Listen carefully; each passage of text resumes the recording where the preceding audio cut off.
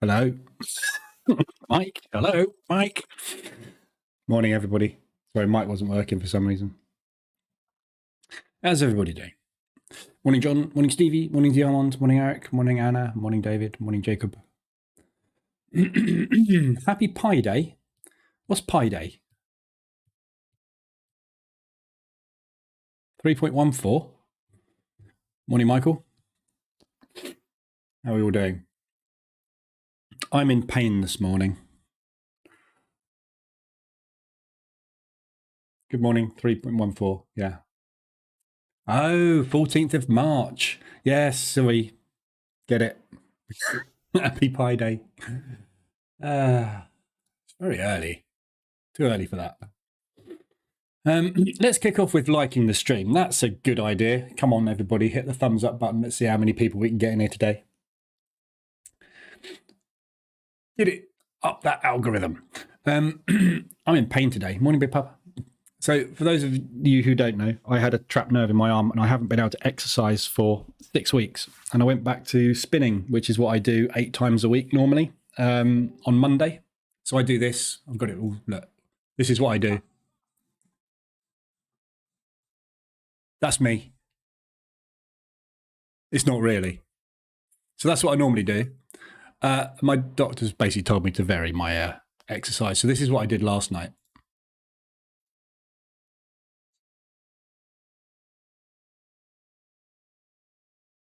Doesn't look like much, does it? Body combat. But when you haven't exercised for 6 months, for 6 weeks, that absolutely kills you. Every muscle in my entire upper body is just like screaming at me this morning. But anyway, so if the mouse moves really slow this morning, you know why? Basically, I just haven't got any muscles left in my arms. Morning, Pierre. So quick rundown of today's news. Obvious today, it's very simple. 12:30, everything happens. We've got the annual budget release for the pound. Very undecided as to what sort of impact that might have. It's difficult to tell. The main impact that will have on monetary policy will be what they decide to do with taxation on fuel. So I'm not sure that there's much we'll get movement-wise on the pound. We'll probably get some whipsawing. We may get a strong ADR day, but it shouldn't have any impact on monetary policy and monetary direction. So we will see, though. You never know. And obviously, this afternoon's main event is core PPI and retail sales. That will have an impact on the US dollar. Well, say it'll have an impact on the US dollar. It will have an impact on the dollar if the results come out a little bit unexpected. So the market obviously factors everything in. So yesterday we had CPI factored in. We got very little movement off the US yesterday. PPI is obviously factored in already, as is retail sales. PPI is a leading indicator. That's a producer's price index. Retail sales is what we call a reactionary indicator. So this, what happens to this is a reaction of monetary policy. So as they contract spending and encourage spending using interest rates, retail sales will contract and expand accordingly. So what happens to this will be an expected result of monetary policy rather than something they look at to guide monetary policy, whereas the producer price index is, because what companies pay for stuff directly impacts economic output. So that is more of a leading indicator. We don't measure it as much, so it's not included on the buyer scorecard PPI, but it was all part of what goes into interest rates, and it's kind of part of inflation, if you like. So it's an inflationary figure. That's why it's important. So that's 12:30 this afternoon, an hour before New York Open. Overnight, we've had a little bit more euro news coming in this morning as well. ECB to raise their underlying inflation projections. Right, okay. ECB is still leaning towards 50 basis point rate hike on Thursday, given calming market, stubborn inflation, and credibility concerns. Okay, so that's basically what I was saying about these V-shaped recoveries. Yeah, it's storm in a teacup. That SVB, Silicon Valley Bank, yeah. SVB, I thought I had the wrong acronym then. So yeah, storm in a teacup that was. It's not really going to affect monetary policy. Chinese, I think that was it really overnight. There's a bit of noise coming out of Japan, but nothing really else exciting. Following SVB, this Fed is considering tougher rules for mid-sized banks. I hope the Fed does not change interest rates next week.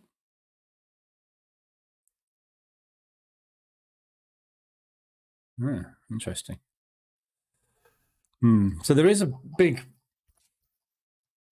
lean towards the Fed not changing the interest rates, which is worrying because that is going to weaken the US. So we will see. So DAX this morning, we are 2.5 minutes away from the open. Maybe it's more of an American thing since we write our dates differently. Yeah, 3/14, because obviously for us it's the 14th of the 3rd, which is why we don't have Pi Day. So every day's a Pi Day when you're hungry. Who's right? Morning, Andrew. Brian, morning. Right, so DAX yesterday, as you can see, we had not a full recovery yesterday. But obviously, that was the DAX on crazy day.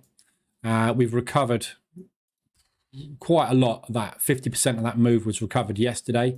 So we've still got this propulsion gap, which started that move up there to target. So there could well be an upward movement this morning, but difficult to tell, obviously, every day. Every day's a new day. What happened yesterday's got nothing to do with today. So if you look at the daily on the DAX at the moment, we are still propped up by the 72. So in a bull market, we wouldn't expect the 72 to get broken very often. We've pulled straight back down into it. We've recovered 50% of that position. So either we're going to crack that and we're going to get this next leg of the bear market as the US markets are indicating underway, or we're not. Who knows? Market will do what it will do. Afternoon, Dwi Jaluroy. You're obviously not in the UK, otherwise it would be morning. So difficult to tell obviously what's going to happen with the DAX basically. So we will see today. We got 30 seconds until the open. Looking at the dashboards, ADRs, we've got nothing today. We've got a couple of weeklies which got hit. They've uncovered, and the RSIs are flat. So not a lot happening there at all, really. So pretty flat on the market. We'll have a look at those two, but we'll obviously just have a whiz through multiple FX pairs and everything. We'll just have a good look through everything this morning. So if there's anything specific you want to look at, shout out. But obviously, we'll do the open first and see where we go. So your pre-market 15 is that high and that low. Market's open. There you go. There's your pre-market. Pre-market is short.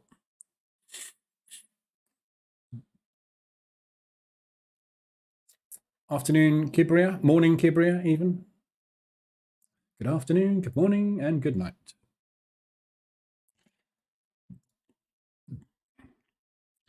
Okay, so we're dropping out the lows. Not really getting very far at the minute, though. So just watch this for the next 5 minutes or so, and then we'll go through some FX stuff. What was I going to look at? Swiss. Just want to see how much that was recovering. So yesterday we got a higher high and a higher low on the CAD Swiss, starting with an inside bar at the moment. So good chance of potential more weakening on the Swiss franc this morning. Continuation push up into there. Could you go to pound US dollar, Anna? I am on pound US dollar. There you go. Anything you'd like to know about it? I'll have a look at it in a minute. Come on, 52 people, 16 likes, hit the button. I'm keen to see if we can get up to 150 in the room. We had 142 yesterday. And I'm sure it's that thumbs up button that gets people in. Okay, so target on this would be, whoops, wrong one. New Zealand dollar CAD, that's the first ADR. We'll look at that in a minute. Whoops, wrong way.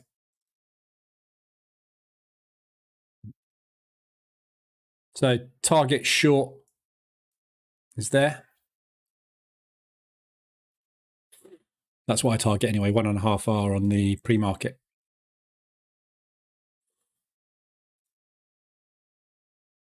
Two R takes you down to pretty much yesterday's low.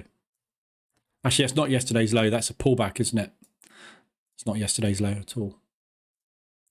Yesterday's low way down there. That's the pullback in New York.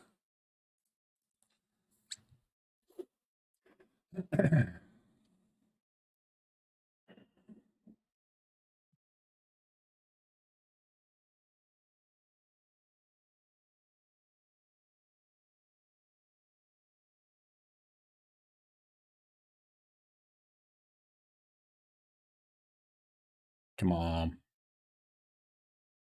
Okay, it's got 2 minutes left on this candle yet. It's a pretty stable short, so it does look like the market wants to go short. I'd love to see a new leg down today. That would be absolutely lovely. That would encourage the US dollar to rally a bit more. Obviously, pound US dollar come down. Good downside targets on the pound US dollar. Much more than the upside. Have a look at that in a sec.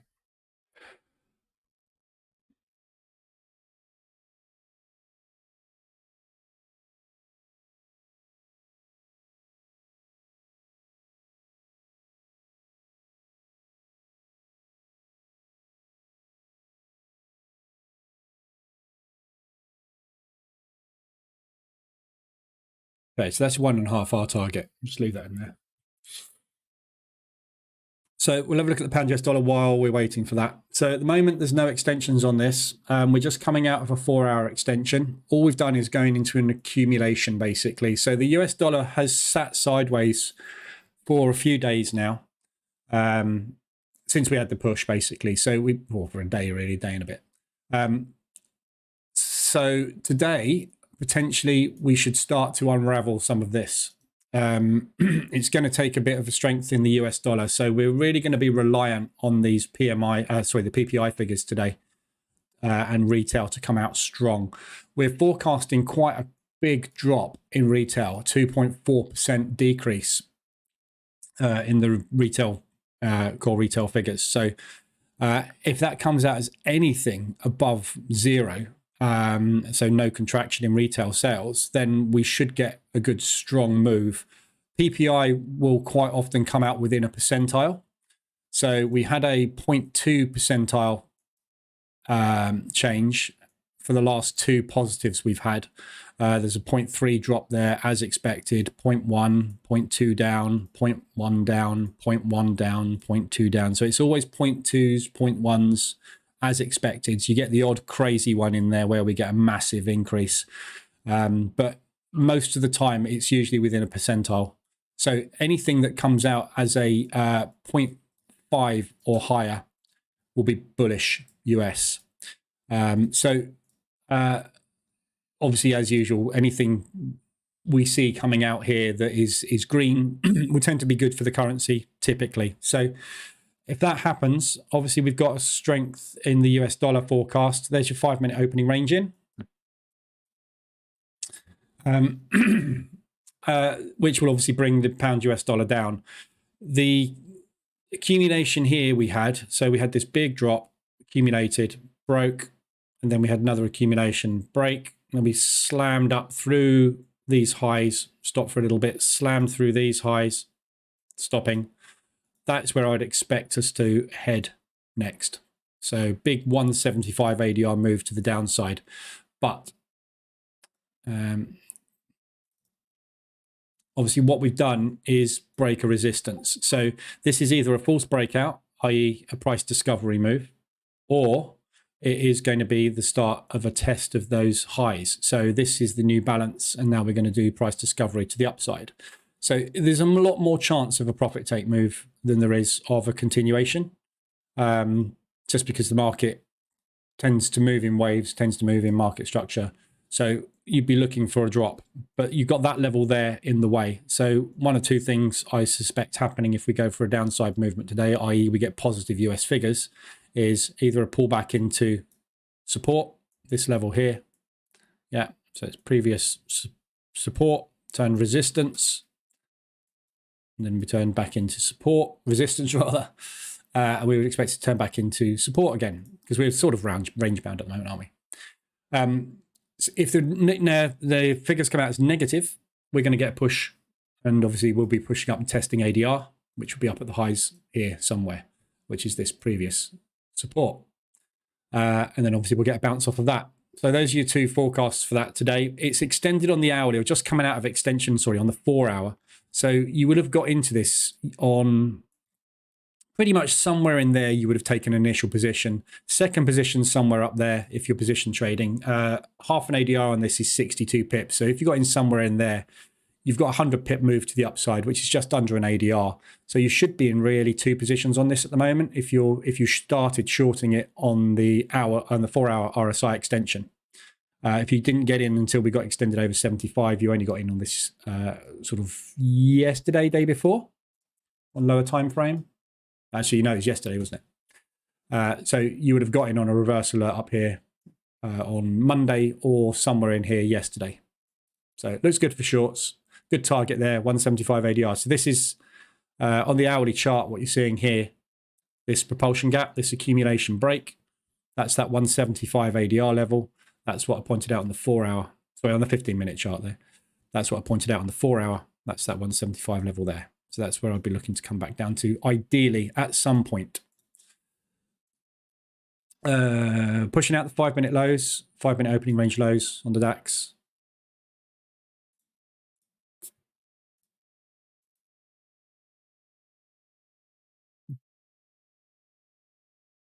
Just seeing if there's any movement on the US indices. Not a great deal.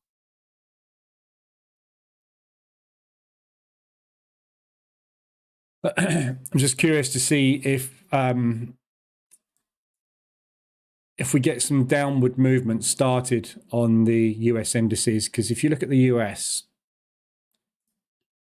we're obviously in a very strong downtrend at the moment. On the daily, we are falling over and potentially starting the next leg. So we've had this sort of weird expanding wedge form, which would indicate a new leg to the downside. So this attempt to make new highs failed, basically. So we have struggled to get new higher highs. So the market structure has been very, very bearish, obviously, as we know. We then put in a new high. Yeah, then we made a new low. Then we made a new high, pulled back down. We couldn't make new market structure to the upside. So the obvious next move is a downside movement. That would require sustained US dollar strength and sustained increase on Fed rates on next week. So all the time we're getting these strong figures, we're getting CPI coming out higher than expected. If PPI comes out higher than expected, that's a reason for the Fed to hike rates again. Yeah, because they're not getting on top of this. Yeah, as long as this is going up, inflation, they need to keep on top of their interest rates. So that's really, really good for bearish moves on the indices. So 5-minute lows rejected so far. Obviously, we've opened very, very bearish. So good chance we're going to come and test this level, I think, but we'll see. Right. So I just wanted to see if we were going to have any, see if the market's calmed down, which it looks like it has. We haven't had any catastrophic fall out of bed move. Didn't quite get to that 1.5 hour target. You got a 1 hour target on the pre-market range, which is now back inside. Right, ADRs. So we just had an ADR, New Zealand dollar CAD. So looking at the bias on New Zealand, massive buy, New Zealand dollar CAD at the moment. COT is all positioned long. Retail is all positioned short. Fundamentals are all positioned long against the Canadian dollar. So that's a nice looking buy. We've just, why am I looking at US dollar CAD? We've just had that ADR hit to the downside. Cool, that's a big spike. Look, What was that all about? Talk about taking out the Asian low. We just had a news spike come in, have we? Not seeing any signs of de-escalation in Moscow. No. Japan is to exempt Russia from the most favored nation trading status. Other news as well, yes, yesterday, which is quite important to just keep your ear to the ground on. Obviously, the Russians took out a US drone in international waters yesterday, which is, you know, a kind of escalation, if you like. Yeah, there was no pilot involved. No one got killed. It's all absolutely fine. But at the end of the day, they did shoot down a $26 million plane from the US. So it'd be interesting to see what happens with that. That is an escalation in, obviously, the US being involved in this war in Ukraine. So it doesn't take much for a red news event to land. And we saw it when the Ukraine was kicking off. Every time Putin opened his mouth, the markets collapsed. So it only takes one event, like the next time there's a pilot involved, and that's it. That's an act of war. You shoot down a US plane over international waters, you're at war. And the markets will collapse, obviously. So just keep your ears to the ground. I'm not saying that's going to happen, obviously, but if you're in any positions when you get something like that coming out, the first thing you do is just hit the button and close everything out, because you are either going to blow your account or you're going to make a fortune, but it's not worth the risk. So if you do see some crazy spikes happening because of what has happened yesterday, just, you know, be on the ball at the moment. It's very, very fractious at the moment, what's going on with the US. So we need to be a little careful. So that that New Zealand dollar CAD, you're not going to get a reverse alert on this thing. Oh, no, sorry, that didn't redraw. God, this Robo Forex, I've really got to sort something out about this. I've got real data issues with this. Just better get a reverse alert on that M5. Look at the targets up there. Beautiful. That has slightly retested, and it's kind of an A-shaped. But yeah, like the look of that. So this is a long from the bias perspective. It's a big buy. We've got retail crowd. So, you know, retail crowd are all short on this at the moment. So all the liquidity is sitting up there on every short that's been taken. So that's where they would potentially go to find liquidity if they need it. Beautiful rejection. Just about to get a reversal alert. So nice looking long on that one. We're out the highs on the DAX. So 5 minute and the pre-market low. If you were in those, you would have been stopped out and flipped long.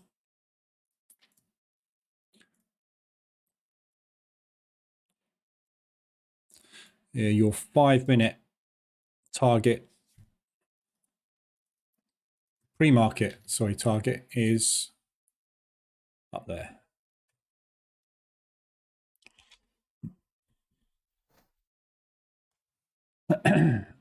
Just catch up on the chat. Morning, Seymour. Tim, I'm long US dollar CAD, but also still long a couple of positions on my old CAD yen that I've had since last week. Is this CAD hedge something in my favor? Or something you'd try to avoid? CAD hedge? I don't know. I don't hedge. I don't know. I'm not sure what you mean, Tim. I don't do hedging.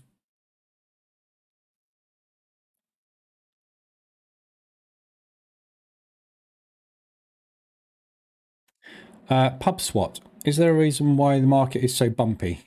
Bumping? Is there a reason why the market is so bumping? Not sure. Bumping? Do you mean volatile?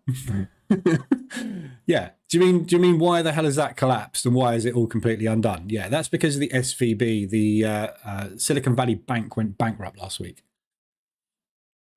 So the market is in extreme fear mode at the moment. I'm going to have to scroll a bit to get to this. There you go. So we were in extreme fear yesterday, day before. Now we're in fear. So the market is still tetchy. So what happens when we get news events which basically scare the crap out of the market? We tend to get the money flying into safe haven currencies like the yen and the Swiss franc. which is why the yen and the Swiss franc powered up dramatically for 2 days with multiple ADR hits. And then why they've undone is because they went, oh, actually, it's not as bad as we thought. And that's what always happens. It's very rare you get a safe haven run without a V-shaped recovery. Because the reason they put it there is because they're like, oh my God, this could all go wrong. And 99% of the time, the news that you hear is nowhere near as bad as you think it's going to be. Yeah, that's just what happens. So what you do is you usually look to mean revert these moves. Just so happens with some of these, like the yen and the Swiss, we were actually already in positions and getting a little extended before they happened, which is a squeeze. But they've all unsqueezed now. So you've had an opportunity to escape them all. Fully long on the DAX. ChatGPT predicted the stock market will crash on the 15th of March 2023. Take your cash and run. Did it? Is that real? I don't think so. You can't predict the future, can it? Unless it knows something we don't, and it's created a time machine. I saw a meme the other day of a lady lying on the floor with her hair being eaten by a robotic hoover. You know, those little hoovers that run around the floor and do all the hoovering for you automatically and then go and dock themselves. She was lying on the floor and her hair got eaten by it. And it said, and so it begins. And it had a picture of the Terminator underneath. Yeah. Rise of the machines. ChatGPT. You stick that in a automatic hoover, it will start eating you. It's real, people. It's going to happen. I don't have the spike on New Zealand dollar CAD chart. Is it a fake print? I don't know.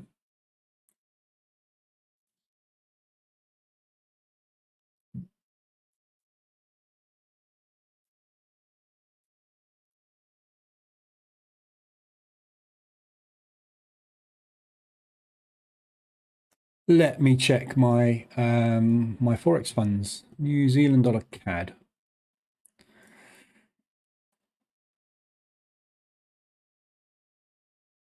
New Zealand dollar CAD.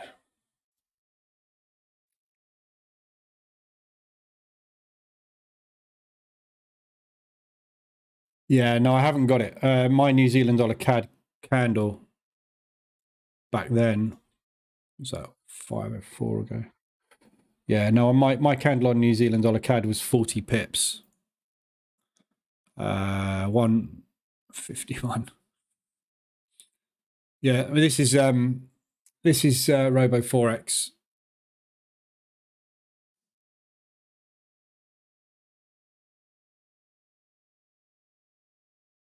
Yeah, I mean, the difference between brokers is quite dramatic. Look, so this is my Forex funds, right? My God, this is so huge. Just move this platform down a bit. This is my Forex funds account, right? So that's the same chart, right? But look over here, what I got on my Forex funds and what I didn't get on Robo Forex. Yeah, so you're going to get these differences. Like I lost out on my Forex funds there. Look what they did. They came back down to that low there. They spread and they took everybody's liquidity there. That didn't happen on Robo Forex. Yet Robo Forex didn't have liquidity there and they spiked. And my Forex funds didn't. So you're always going to find it's different on different platforms, basically. There's nothing you can do about it. It's just, you know, you just have to deal with it. Slippage happens all the time. Right, let's catch up. Morning, Andy. Seymour, I had an absolutely perfect setup and entry on gold 15 this morning. Cool. So gold, remember I've been saying all week it's short. And look where I said it was going to come out of. Hey, I can predict the future. Had an absolutely wacky up and down. Jonathan, yeah. Everything's wacky. Tim, regarding the hedge, I mean, I'm long CAD yen, but also long US dollar CAD. So essentially holding a long and a short in the CAD. Well, you shouldn't be doing that, Tim, if you're position trading. The whole point of having the exposure on the Trade Manager dash is to make sure you don't hedge yourself. It's up to you. I mean, it's entirely up to you if you want to hedge yourself. Yeah, you can hedge yourself. It's not a problem if you want to. But obviously, bear in mind, if you do hedge yourself, there's a high probability one of those is going to turn into a loss. So you'll find on the buyer scorecard, you'll very rarely have an opportunity to hedge dramatically. Yeah. So, you know, New Zealand dollar CAD is a long, which is long New Zealand. That's long New Zealand. That's long New Zealand. That's long New Zealand. That's long New Zealand. That's long New Zealand. That's long New Zealand. New Zealand is long. So when you look at something like the CAD, New Zealand dollar CAD is a long, so that's a short CAD, short CAD, short CAD, short CAD, short CAD. That is a short CAD and a short CAD. Yeah, CAD's a short. You shouldn't be long in it.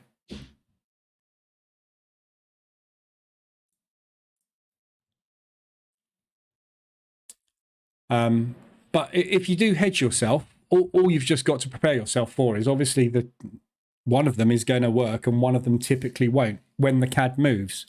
But it isn't always necessarily the case, because you can have the market moving in both directions, obviously, and you've got two instruments, not with gold, obviously, but you've got two instruments which are pushing and pulling. So if you went long pound Swiss, basically, which means you're doing that, and the Swiss franc was to power up, obviously what you're going to find is that this is going to come down. But you could have a another one where the US dollar Swiss, the US dollar powers up more than the Swiss franc, in which case then you could win on both of them. So, but you know, don't worry too much about hedging, because don't hedge on the same pair, obviously, but the market moves like that. So you're always going to have opportunities to get in and out, regardless of whether you get into something long or short. But ideally, I always try and keep my exposure the same. So if I'm look at my exposure and I go, right, I'm short Aussie dollar, and there's a really good long opportunity comes out on the Aussie dollar, I'll probably give it a miss because I'm short Aussie. But it's up to you. Nothing wrong with hedging. There's a hedge set file, you know, which hedges on the same instrument. I just don't like hedging personally. I just find I get myself into a little bit of a mess with it a lot of the time. But Big Papa, yes, it is on the internet.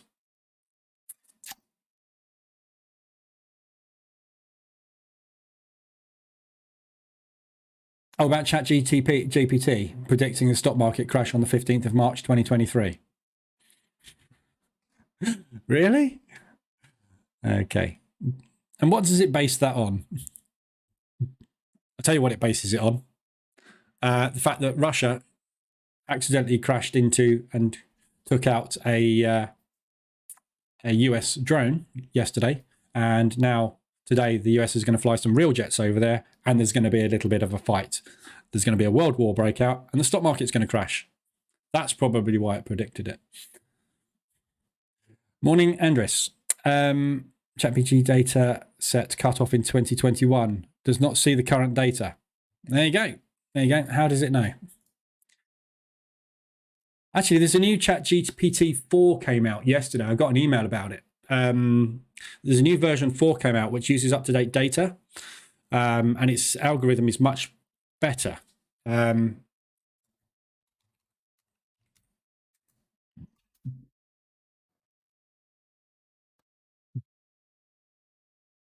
Look at this.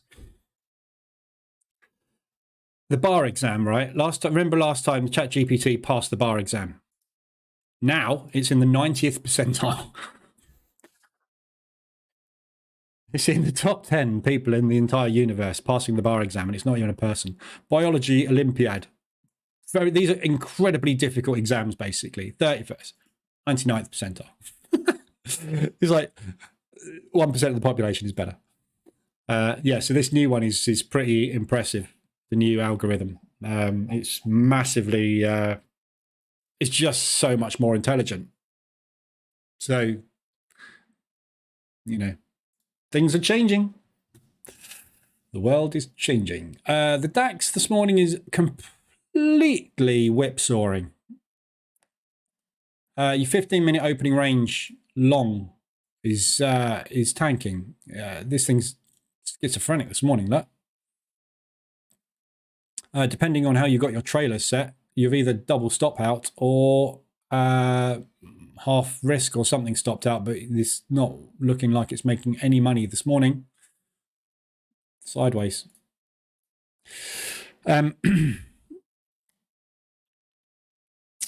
do you feel about CAD, Aussie, and CNH? I don't know what CNH is. GPT-4 can take images now. Q candle pattern recognition. Yeah. Morning Shroud. Yeah. Certainly. Chinese, I don't know. I don't trade Chinese. That's why I don't recognize what CNH is. I've never traded the Chinese currency in my life, and I don't think anybody on the planet has either. No one trades it. No one trades that. It's an exotic. Sorry, someone just asked. Pound yen pushing to 164. Thanks for the follow, whoever that was. Stefan. Hey, 105 people. Come on, 32 likes. Let's get some more likes in, please. I'll do some analysis. That might cheer everybody up and make them like me more. Yeah, so pound yen pushing up into resistance at the moment. This area here that I've got drawn on the chart, which I extend across. So this is a really good short area here on the pound yen. Come on, I've still only got 33. But I'll even show you Nirav to cheer you up. Real traders do not drive Lamborghinis or finish their day and spend in an hour and spend it on a beach, blah, blah, blah. They also do not use useless retail candlesticks.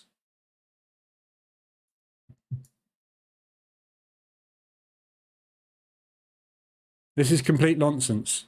Have you seen the tour of his house that he did? Showing how rich he was. And then he puts out adverts like this. Oh, dear.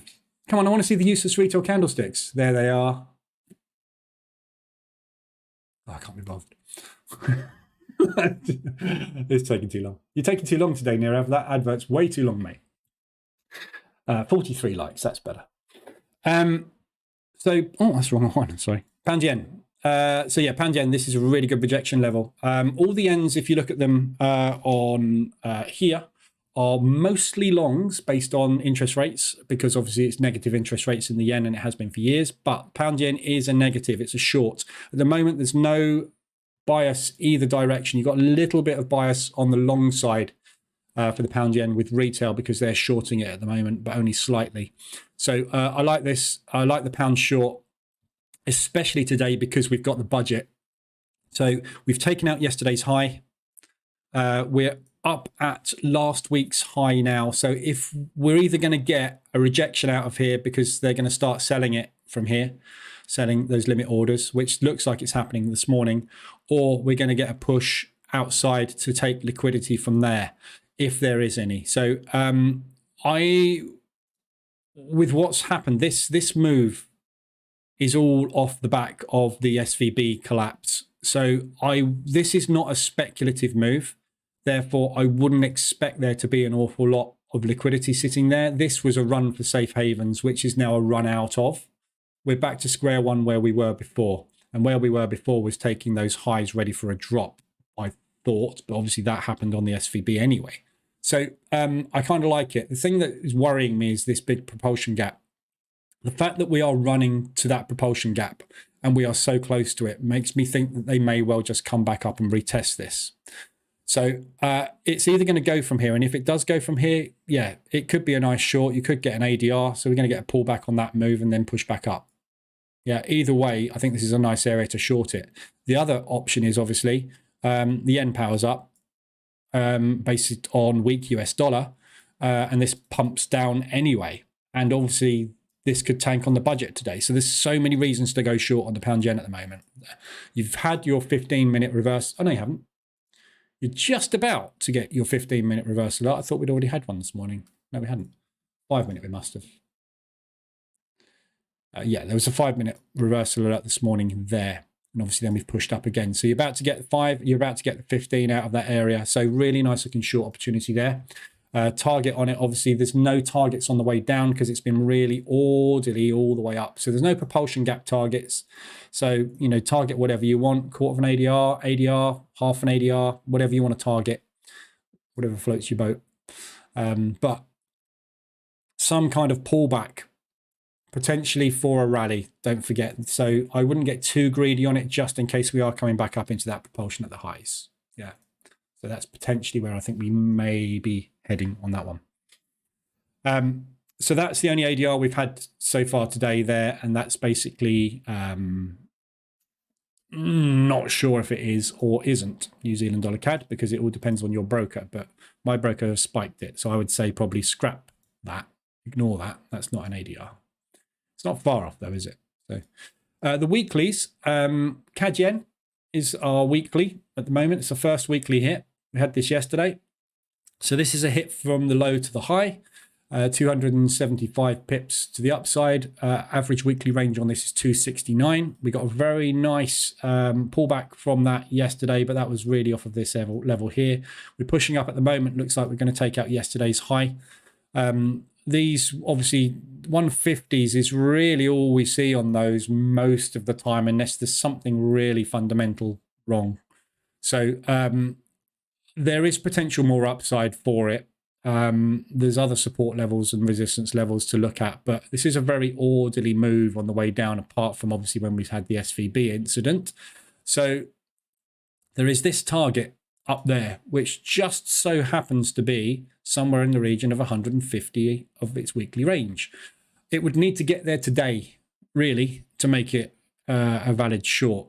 But I think you can probably short this now and assume that we're potentially going to put maybe an M pattern in, but difficult to know. I don't really play these weeklies very much because they're a bit hit and miss. What often you find on the weeklies is, this is someone asked me to put this in here, the weeklies and the monthlies, which I did, but because I was curious as well as to whether they would be any use. But what I tend to find a lot of the time with these is you get that sort of movement rather than that. ADR is exhaustion. Weekly range is just saying we've gone where we normally go on a week, but we're measuring over a bigger span of time. So it's not as if we tend to get those as effectively sort of triggered, I don't think, for those pullbacks, but they do work. Euro yen is another one that's the same. So this is basically the undoing of the yen. Safe haven. Oh my God, look at that. Got out of my euro yen yesterday. Still going. Right, so this is 359 off of 330. So again, big move up back to where we were before the crisis happened. So just a reset, really. Back to deciding whether or not the yen should be a long or a short. Lovely target on that one to come back down to. So I like that as a short. We've got a couple of monthlies, a few monthlies as well. We've got the Aussie Swiss. So that's already hit its monthly range. So going back to, where's the month? Yeah, so it's basically from there. So it's already done its monthly range. That is what it normally does in a month. So again, pullback potential on this. Swiss franc weakness. Good targets to the upside to aim for. Lots of them as well. There's 4 big upside targets there. So this looks like we're going to get some weak Swiss franc. But again, if anything goes wrong with anything, that's where the money's going, and it's just coming down. If you look at the scorecard for it, it's kind of a range-bound short at the moment. Retail is long, so you'd be looking more for shorts on it than longs at the minute. But so it's going to struggle to get there. It's not going to be a pop, I don't think. We're going to be sort of like that, trying to get back to these areas. But still like it fairly much as a long. But the long opportunity was there, wasn't it? In, out. So not really for me. We've got the CAD Swiss and the Euro Swiss. So you know, it's all Swiss franc related. CAD Swiss, yeah. So there's the high of this month. That's over the monthly range. Well, that is just over the monthly range. So again, pullbacks on this move. If we're going to continue short, we should expect some kind of pullback. So you're looking for longs up into possibly, it's difficult to pick a point on this, isn't it? That's the obvious spot where we initially bounced, broke, retested, and came down. Since then, obviously, we've had nothing but money flowing into the Swiss franc. So it's hard to pick a target on the upside. You've just got to go with tiny accumulation break. Accumulation break there. Probably it. So I just wouldn't get greedy on these. And again, don't really want to be trading it from up here. This was the entry. In fact, the entry was scaling in. You know, most people, if they've longed this, we're in up here somewhere. This is a squeeze. So I would expect this to unwind more to the upside, definitely. And the Euro Swiss was the other. Thanks for the follow, Peter. Peter Titchener. I used to sell near there. Not Kitchener. I used to sell near Itchener. Close. So yeah, nice drop on this one. So this is the monthly high, monthly low. Good pullback targets to the upside. Again, propulsion. Two of them. And then we push down. We've done those propulsion gaps. Potentially could pull back, but up to those highs up there. So you've got plenty of room. 150 ADR move to the upside. But again, do you want to be taking a trade up there? You're kind of chasing it. The entry was down here. So you're kind of chasing it. If we get a pullback, I mean, you're not going to get pulled back on that. So you'd need to take an ADR to get in, really. But if you're brave, you can get in there. And then look to scale in if it does pull back as a second on its way up to there. So there is opportunities on it, just they're not ideally set up, though. So what's the DAX doing? Jeez. Okay, so again, same as yesterday. I posted this in the Telegram group yesterday, I think, didn't I? Yeah, I did. I'm beginning to see a pattern forming since I've been trading these opening range breakouts. I'm beginning to see a pattern form on news days, a la yesterday, right? So when we have a very strong US news event, what we are finding is very, very much range-bound session at the open on the DAX. Today is the same thing. Yeah, good movement, but range-bound. Yeah, and then we get a move out of it into the news, basically. So this today is the same. It is volatile, obviously. There's a lot of movement. However, there is no directional bias. We're in rotation. So we tend to get a rotation session. So it's something that I think needs to be, either you need to reduce risk on these days or forget them, basically. Because you're going to get an opportunity to trade the afternoon opening range breakout anyway. But I'm seeing this over and over and over again. And it's something probably that is worth backtesting and going and looking at these rotation days or these news events. So when we've got a news event coming up in the US, like a CPI, basically look at the bias scorecard. If it's anything related to this, if it's anything to do with inflation, like PPI or CPI, if it's an interest rate change, if it's a GDP number or anything to do with unemployment, go and look at what the DAX did that morning. And you'll probably find we had a sideways move. So we're getting it again today, where you just sit within there. So, you know, on the pre-market open, that's 1.5 R on the pre-market. That's 1.5 times the pre-market movement. We can't even make it. So it's just tight as you like. We had exactly the same thing happen on the DAX yesterday, didn't we? So in here, look. Yeah. And then we went into the news, though. Not, you know, the news came out at here. That's where the news was. Then we started to move into the news, but the whole session was a choppy sideways mess. And obviously that was the SVB fell off on Monday. Yeah, on news days, I think what your best bet is to do is to take a sort of a 2-hour range and then assume we're going to get an afternoon move in New York after the news. So it's something I think needs to be back tested. If you want to back test it, brilliant, give me the results. If not, it'll be put on my way. I am putting it on my list, but my list is very long. So yeah, sketchy at the moment on the DAX again today. Let me just catch up on the chat before I look at the RSIs.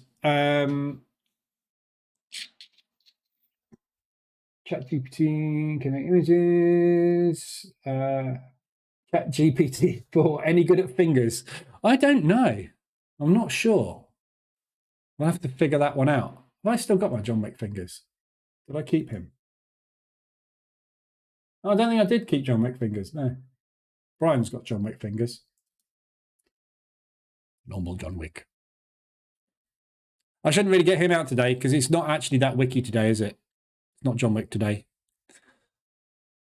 It is. The candles are pretty solid. Not John Wick. Not today, anyway. Jonathan, random question. On yesterday's live, you had some cricket noises you turned off.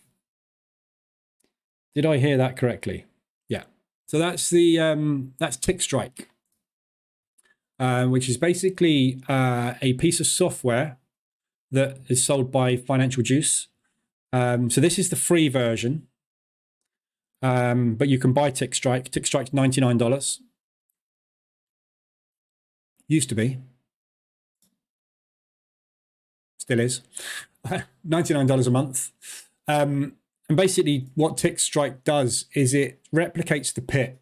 So if you were a pit trader, you would gauge momentum by the sound in the pit. You would hear the pit noise rise and fall when the buying and the selling was being conducted. And what Tick Strike does is it replicates that by making an uptick noise or a downtick noise on large order volume through the futures markets, which you won't hear really this morning because might hear someone Euro US dollar. Probably not. But basically you can hear the pit, basically, or hear the order flow, if you like. So it's useful in the fact that if it's useful for spotting absorption and exhaustion levels, and it's useful for spotting momentum breakouts. So if you hear a uptick and you see a momentum breakout, so if you've got something like that going on, and you hear a lot of uptick, uptick, uptick, uptick, uptick, and then it breaks out and you hear a lot of uptick and pulls back, and then the next sound you hear is upticks, you're likely to get a breakout. If you get that uptick, uptick, uptick, and it pulls back, and then the first thing you hear is downticks, that's likely a false breakout. Yeah, so you can hear you can hear every single large contract in the futures market being executed. That's what it is. Really good bit of kit. I use it in futures trading. I haven't got a subscription at the moment because I'm not doing any futures at the minute. But it is very useful. It's really helpful in futures. And it's really helpful in CFDs as well. If you're trading afternoon, that's why I only put it on in the afternoons, because I'm listening to NASDAQ. So I'm listening to the order flow on the S&P 500, which is basically the same as the order flow on the NASDAQ. You get the same order flow. So yeah, that's what that is. There you go. There's some sellers. If you heard that, I'll keep the volume up. You'll hear it every now and again. That was Euro US dollar selling. So if we look at Euro US dollar,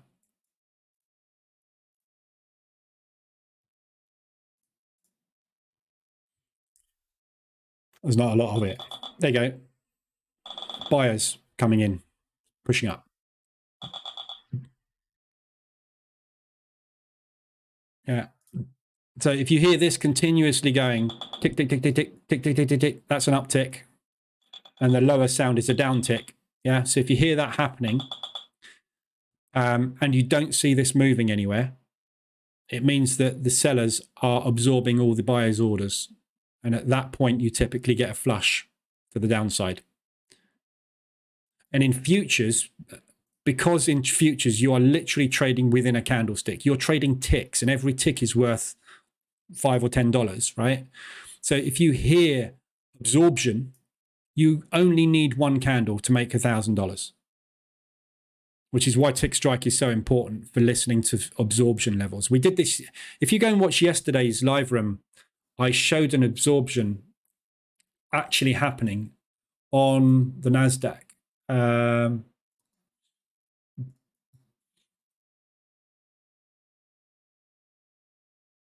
Where was that absorption? It was here, right? So this absorption here, okay? So we were sitting watching this level, this control candle here, right? And what we were hearing was huge volumes of buying, huge volumes, doing nothing but ticking up, ticking up, ticking up, huge volumes going through. And what was happening was there was an iceberg order sitting here, absorbing every single one of those orders over and over and over again. They were buying the crap out of it, and it wasn't making any progress. And I said, at any moment now, these buyers are going to give up, they're going to puke, and we're going to drop. And then we did. So in the futures market, on that candle,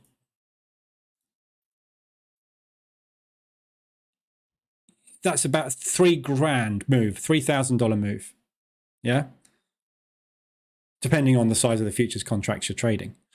That's all you need.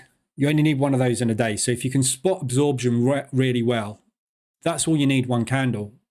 What I'm listening for is for a continuation move, which we didn't get. So we heard, as soon as that happened, those buyers, we just heard a few negative ticks come in and then a massive flurry of negative ticks like you just heard there. Yeah, so the absorption failed. The absorption worked and it collapsed. But what we didn't get was, because we were selling straight into where the buyers started that move, the buyers bought it straight back up again, so it went back to positive ticks. If you hear negative ticks continuing and you get a breakout at that level, you'll get a flush. But in the futures market, you don't need that flush. That's enough to make money. That's why I use it. It's not something I use in the morning session because you haven't got it on the DAX. Okay. So that's sellers on the euro. So the euro US dollar now is coming down.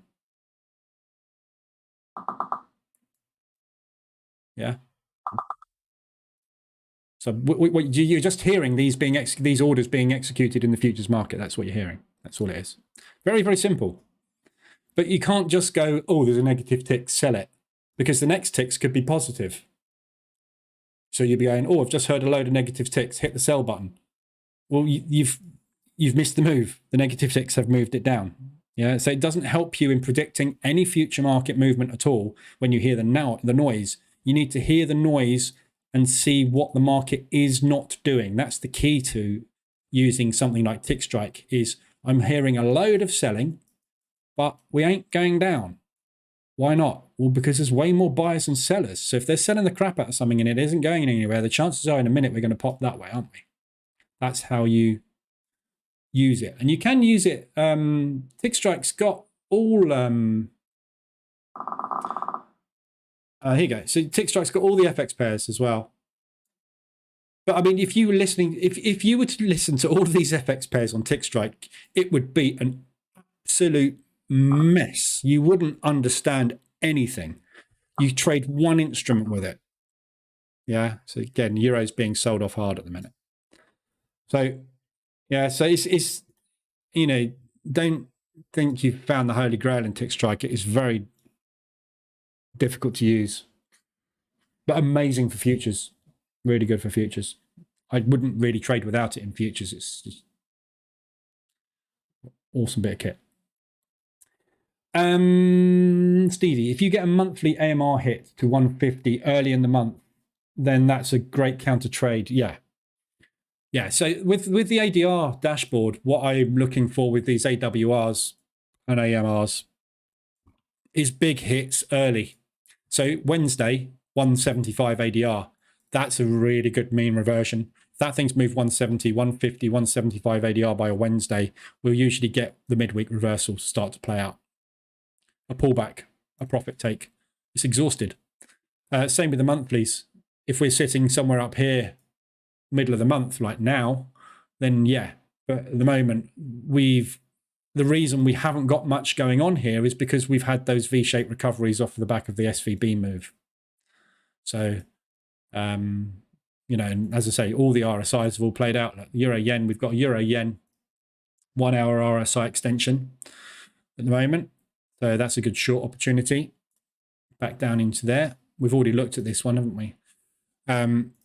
And on the 4 hour, we've got a Euro US dollar. Again, not sure I really want to get into a trade ahead of the PMIs, the PPIs.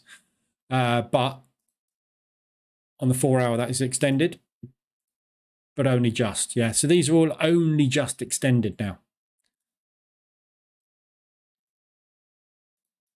But all looking pretty bearish. So there's nothing really to look at on the dashboards today. It's a little bit flat.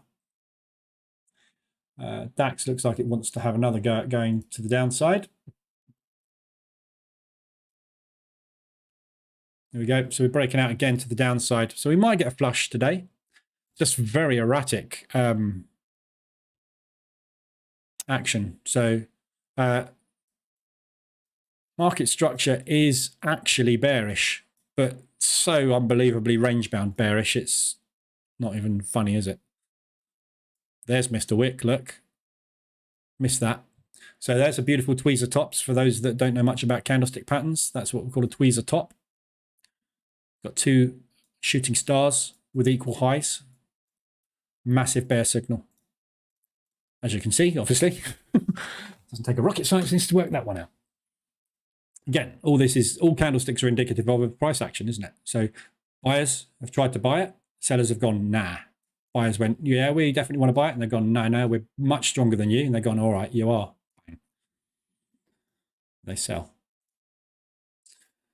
So shout out any pairs you want to have a look at, because there's no more analysis to do today. There is no setups out there, for me anyway, the way I trade. So anything you want to look at, analysis-wise, let me know.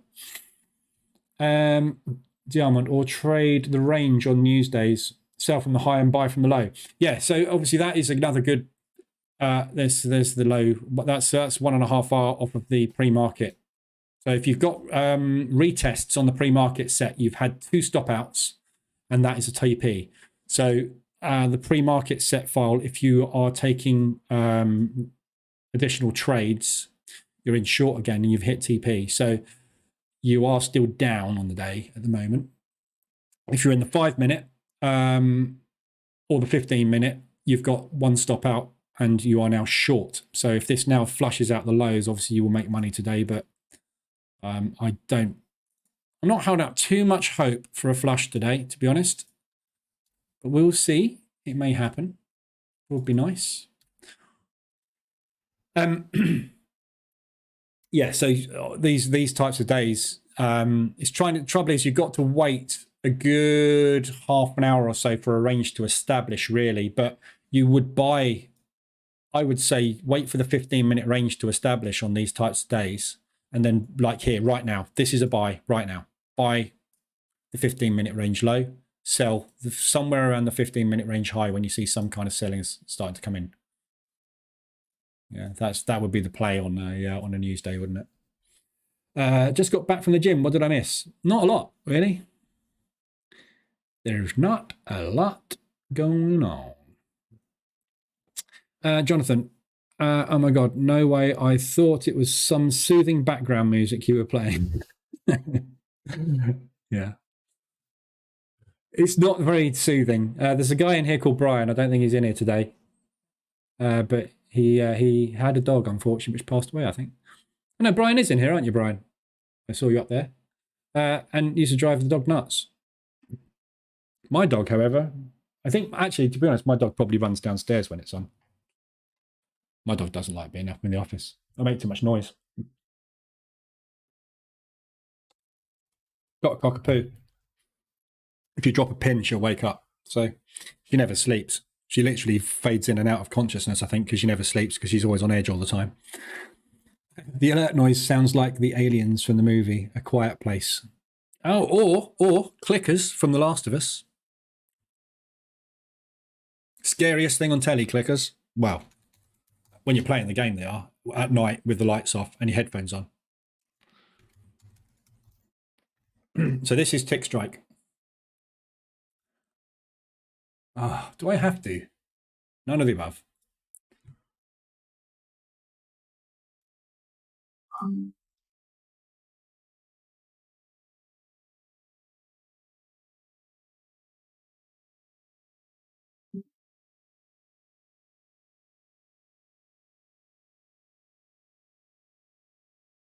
Scary Biscuits. If you haven't watched this yet, watch it. It's awesome.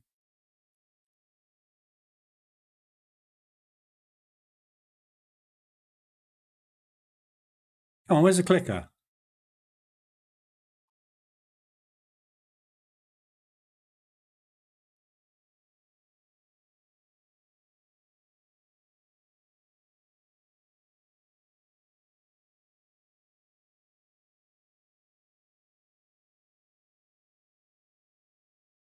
But it doesn't quite sound like Tick Strike, does it?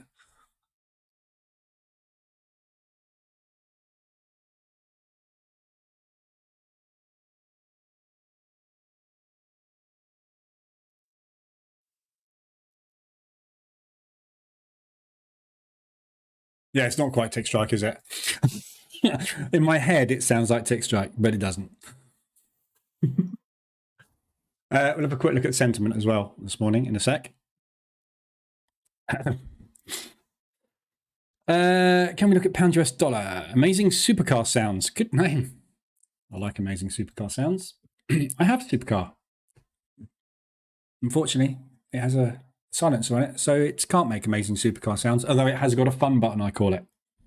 I've got a fun button, which opens the flaps on the exhaust. Makes it gurgle. It's really good. Pound US dollar. Well, I've just covered this one actually, but anyway, we'll do it again quickly. It looks like a good short. It will depend on the PPI figures this afternoon, though. So if we get positive PPI this afternoon, down. If we don't, up. However, it is extended on the 4 hour, so I'd be looking for mean reversion trades on it. You've got a head and shoulders there, look. RSI's created a mini head and shoulders, look. Most of those fail, so be wary. But yeah, at the moment, I would be looking for shorts on it, on basically just for a profit take move, potentially down to there. However, that's the target, I would say. So you're either going to get a bounce like that off of PAPI, or you're going to get a bounce like that, depending on how strong the PPI figures are. So 175 ADR or 100 ADR to the downside. However, obviously, if the PPI figures come out as a negative, we're going to drive higher and come and test that area there, which is 100 ADR to the upside. Whatever you do today, you're governed by PPI and retail. So these will decide which way the market goes. We could get an as expected result, and like we had yesterday with the CPI figures, we'll get nothing. Yeah, and the market will then be waiting until next Wednesday for the FOMC rate statement. So it's impossible to tell at the moment, but this afternoon it will go one way or the other. Quiet Place, that's another awesome film. Love Quiet Place. Just saying hi from the US. Your humble servant, good name. I'm on Chicago time, 4 a.m. scrolling through the YouTube, and the algorithm blessed me with your live stream. Thank you, algorithm. Hit the subscribe button, hit the like button, so that next time when you're up at 4 a.m., you know when I'm on. 114 people here. We've only got 65 likes. That's not bad, actually, to be fair, is it? Really? 65 is all right. I'm happy with that. Although, if you haven't hit it yet, just hit it. It gives a lot of substance. Nice from. Watched the first episode of Last of Us last night. Some Game of Thrones characters in there. It's all Game of Thrones characters. Well, it's Pedro Pascal and Bella Ramsey, obviously. Did I just spoil that for you? If you haven't played the game, I'm assuming. Oh my God! Look, I've just refreshed my stream. He's back. His useless candlesticks within candlesticks. Thanks for the follow. Oh, Jesus, that's loud. Sorry. Welcome aboard, Andres. Yeah, and Peter, sorry, no, I did see you. Didn't I? Did say you. Yeah, I just assume everybody has played The Last of Us for some reason. Yeah, if you own a PlayStation, you have played The Last of Us. I just assume everybody in the world has played The Last of Us. So when I show clips from The Last of Us, I'm assuming everybody knows what's going to happen in the museum. But if you haven't, I'm ruining it, so I won't show anymore. And I won't tell you what happens in The Last of Us 2, because that will really ruin it. Yeah, I think you should remind people to like the stream because they sometimes forget. I should say thanks from Australia, 8 p.m. Cool. Right. The only analysis anybody ever has wanted today is pound US dollar. So I assume we're all sitting there absolutely making a fortune, which is great. DAX is out the lows. So it looks like we are coming down to test lows on the DAX. So there's two levels we'd be looking for on the DAX today. This level, obviously, I'll just draw it in down here. So down there. And then if that level breaks, we've got this high here. But that really is the next support resistance level there. We pushed up into. And then on the news, that's where we stopped. So that's where I would say is probably your next level of support resistance to watch for bounces. Down there.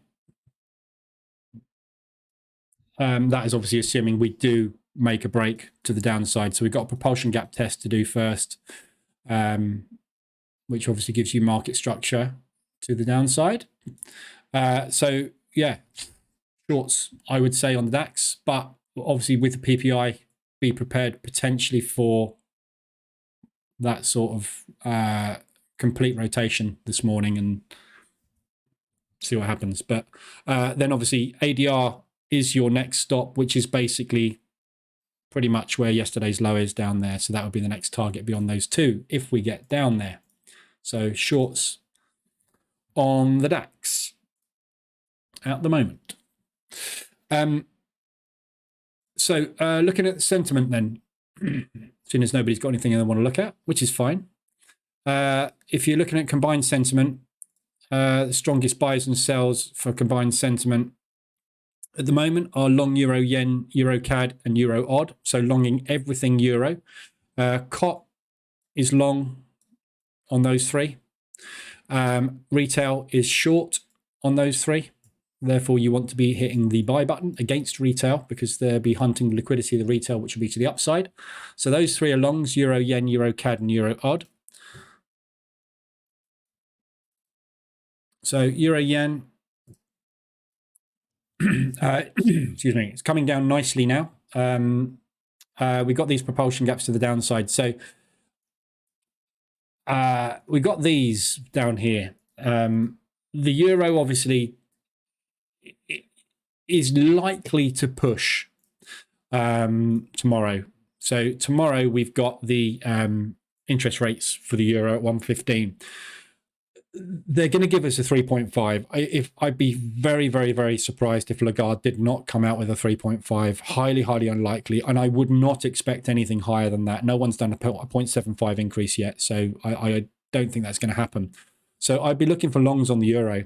However, it's all going to come down to the monetary policy statement and the press conference. That's where we're going to get the confirmation of forward guidance, and the forward guidance will decide whether or not the market wants to rally or drop it. So moving into tomorrow, I wouldn't be surprised if we do get a pullback on all of the excuse me, euro pairs today, just because we've had a little bit of a sort of movie week. So I would suspect we will just kind of do something like that. So a kind of pullback ready for a pump. However, obviously it's going to depend on what the statement and the conference are for forward guidance. So right now, for the last few weeks, the market has been pricing in a 3.5 rate. So assuming we get the 3.5 tomorrow, we'll get a bit of a spike, waiting for the press conference, in which case then we're going to get some monetary, some movement. The monetary policy statement is released at the same time, so you get the movement usually at the same time as the news is released. So looking at euro yen, we've got good downside targets on this still down here. And we've got this big one down here to aim for on the lower time frames. It's not going to get down there for tomorrow. Be very, very surprised if we can get anywhere near that. So what I would suggest is probably pull back into there and start looking for longs. So dropping down onto M5 when we get down into that propulsion area somewhere and looking for a reverse alert. You've also got this one here, but that's part of a V-shaped recovery rather than accumulation break. In fact, this whole thing is part of a V-shaped recovery, really, if you look at it. So maybe that isn't really a valid area, but I'd be looking for longs on euro yen. Short now at the moment. We've had a reverse alert short, and it's doing very well short. But I would be looking for longs at the moment on that one. Euro CAD, same thing. So we're pulling down at the moment. We just had the reverse alert. It's coming down short. Very nice short. There's no targets to the downside apart from that little bit down there, which kind of is a little bit of an accumulation on the 5 minute, but looking at the 15, actually on the hourly, you'll probably find that's a much better view of that. Yeah, there's no gap. So, yeah, tricky. It's not going to get down here. Unless we have a really strong, I mean, if we have really, really strong PPI figures this afternoon for the US, the Canadian dollar is going to ramp up. That is going to come down. It's being held back by oil at the moment. So that is a valid target, I think, today, if we get strong PPI, in which case then I would probably want to be longing it ready for the euro tomorrow. So, but either way, sentiment and futures positioning is saying to long it. So take any opportunities for longs you like, really. RSI extensions, propulsion gap rejections, and reversal alerts to the upside. The other one was the euro odd, wasn't it? Again, this has been longs for a few days, so every pullback is getting longed. Again, looking for ADRs, really. ADRs, RSI extensions for longs, looking for reversal alerts. There's no upside targets on it. So it's just a case of waiting for the news tomorrow, really. So take reversal alerts long as scalps, but easily we should see an ADR move to the upside tomorrow, depending on obviously what Lagarde says. Say upside or downside. When that comes out, I would expect to see some kind of rally. But if the monetary policy statement, and it always amazes me how fast they absorb this monetary policy statement. It's almost as if they know what's in it. But there's obviously areas, the monetary policy statement, when it's released, is formatted in exactly the same way every release. So what the analysts do is they will scan through it and go to the important bits they're interested in as what is going to be happening in the future, what the forecast for the future, and they'll basically just press buttons, get a new report, and instantly tell traders whether to go long or short on it. So, and then the ECB press conference quite often is where Lagarde comes out and says, although we said that in there, what we think potentially could happen is this. And then in the press conference, you get it completely unwound because what was said in the statement gets misunderstood. So the whole thing tomorrow is a complete whipsaw. But at the end of the day, we will have a bullish or a bearish stance on the euro. So anything you're taking on these euros today, looking at what the sentiment currently is irrelevant tomorrow. What retail sentiment is irrelevant when news comes out. The news will just run over the retailers. Doesn't matter. But right now, be looking for long opportunities if you can get them. So any kind of pullbacks, you want to be starting looking for longs. US CAD and New Zealand CAD, everything long against the CAD. So COT report is saying we need to be long in these two. Retail sentiment is ever so slightly bearish, so we want to be going ever so slightly bullish. New Zealand CAD and US CAD. So New Zealand CAD, that's the ADR hit today. We've got this propulsion gap. This is a nice one down here, 125 ADR. So if we can get down to there today, I suspect we'll get a rejection out of that. That'd be a lovely ADR reversal up into these highs up here. We've got this up here to come sort out as well. Again, PPI. Every opportunity PPI could do that. You're going to need PPI figures to come out negative to drive New Zealand against the Canadian dollar. And then the US dollar CAD. So looking for longs. Had a reversal out on that one this morning.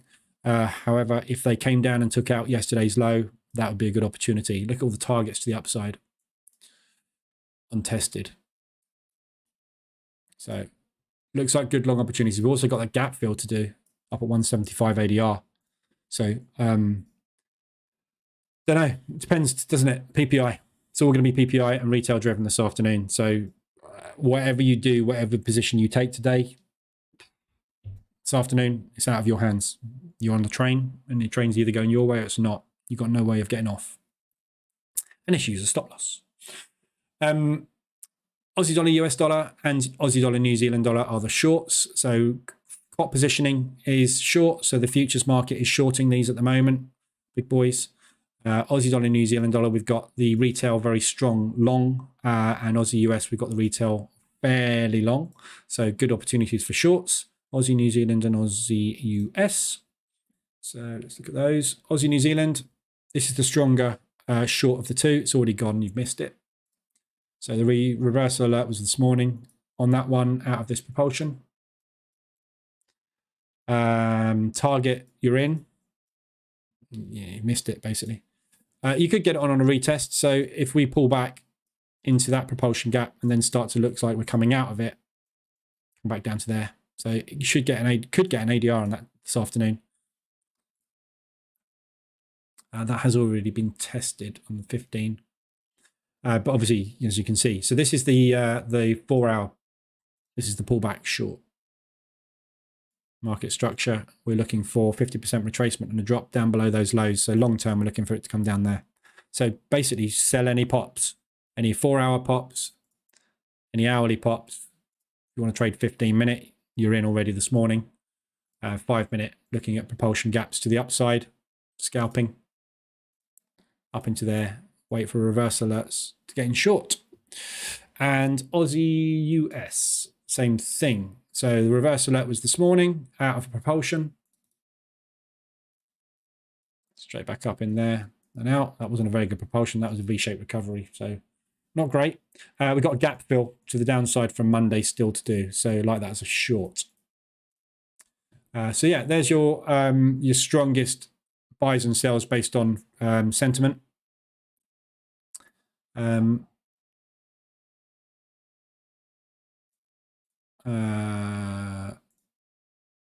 Plus twos and minus twos on retail. These are your strongest buys and sells. So Euro odd. Pound US dollar is a big sell at the moment. So you want to be buying pound US dollar at the minute. You see, this is the one we looked at, which is, to me, it looks like a good short opportunity up here.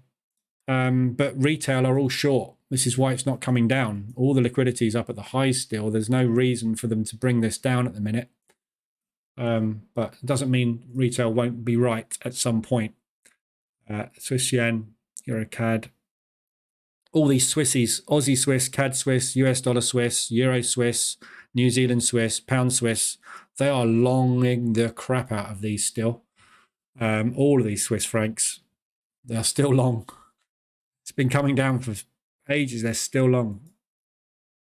So we are starting to get that pullback now, but just bear in mind, all the time the market is long on this, liquidity is sitting down at these lows, which gives them a real opportunity, real reason, if they need to get exhausted, to come down and grab that liquidity down at these lows. Started to come back down again now. Potentially there you'll find liquidity because they would have seen a support bounce and got in long. There's definitely liquidity sitting at yesterday's low and obviously the weekly low. Propulsion. So very difficult to tell with these at the moment. Obviously mixed messages all over the place, but lots of opportunities on sentiment. You know, if you get into these intraday, you should be all right. Pound yen coming down nicely. Yeah, all the yens at the moment. So we've got a strong yen right now. So everything's coming down against the yen across the board.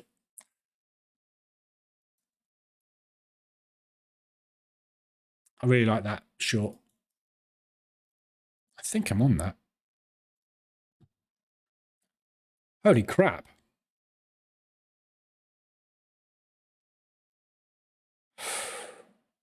Yeah. I'm on Swiss yen and Aussie yen short.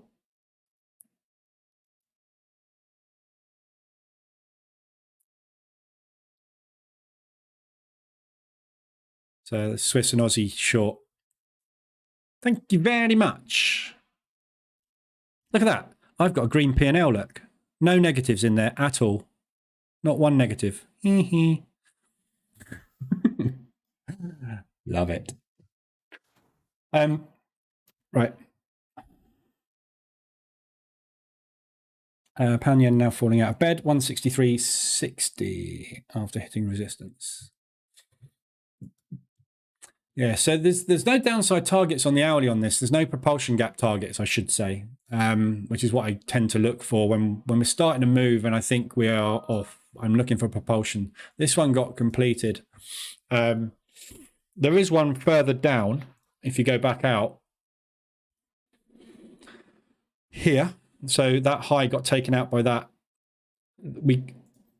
I would kind of ignore this V-shaped recovery because this is obviously the SVB move. So we've got that propulsion gap there, and we've got this one here as well, which was tested to the downside. But overall, the pound is a sell, and the yen is questionable. I don't really have a directional bias on the yen. So this is just what worries me, as I said before. We're so close to retesting this. I just get the feeling it makes sense to do that, but it's whether or not the market needs a quick pullback before it gets there, and then it will break that high. Then that will be a lovely short. We could get a yen intervention at any point, obviously. If we get anything scary happening with Ukraine, this is going to come down like that, basically. We're going to get a 200 ADR move twice. It's just going to come down hard. So I'm always more interested in shorting everything against the yen in case there is any need to fly into the yen, or the Bank of Japan do what they usually do, which is an intervention. Yeah. So, if you get a Bank of Japan intervention in any way, shape or form, it's going to look something along those sorts of lines. You want to be short when they do those. So with no targets, no TPs.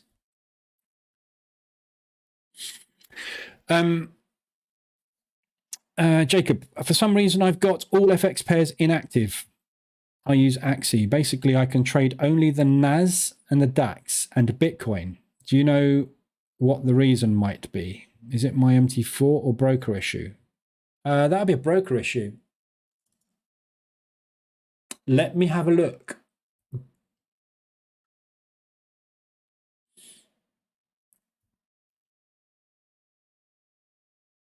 Woo! Jesus.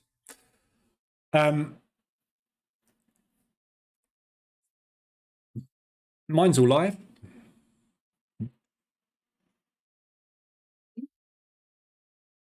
Mind you, they're all indices. Yeah, no, Euro yen's working. Make sure, right, with Axie, when you look at your Axie in here, you have FX majors and minors. I thought there was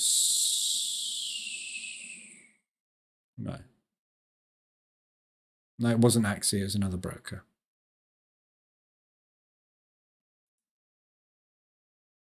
No, that's right. Yeah, no, there's nothing wrong with it. It's all working. So it's you. It's either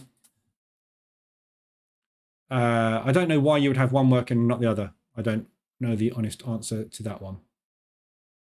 But no, there's nothing wrong with Axie. Mine's working anyway. So it's your end.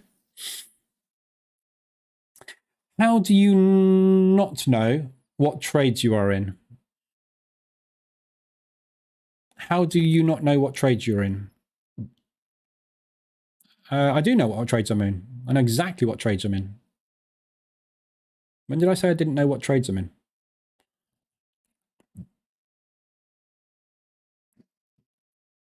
Oh, see what you mean. Right. Okay. Yeah. Well, the reason I don't know what trades I'm in is because I use automation to get me into trades automatically. So I bank tons of cash without even knowing it a lot of the time. So when I look at my P&L, like I just did then, I get nice surprises sometimes, sitting there in $1,500 of profit. Wasn't expecting it because I had automated entry set up to take reversal alerts on the Swiss yen and the Aussie yen at specific levels, and they've triggered, if that's what you mean. But I do know what I'm in because I check it on an hourly by hourly basis. But, you know, every now and then you get a surprise. Don't shoot me down. What market should we expect to play today? Everything moves. Yen is a safe haven. Well done, Stuart. Oanda cut margins, yen pairs to 25 to 1 from 50 to 1. It had for years. Cut margins, did it? Don't trade with Oanda then. Switch brokers. Right. That's all I've got for you today.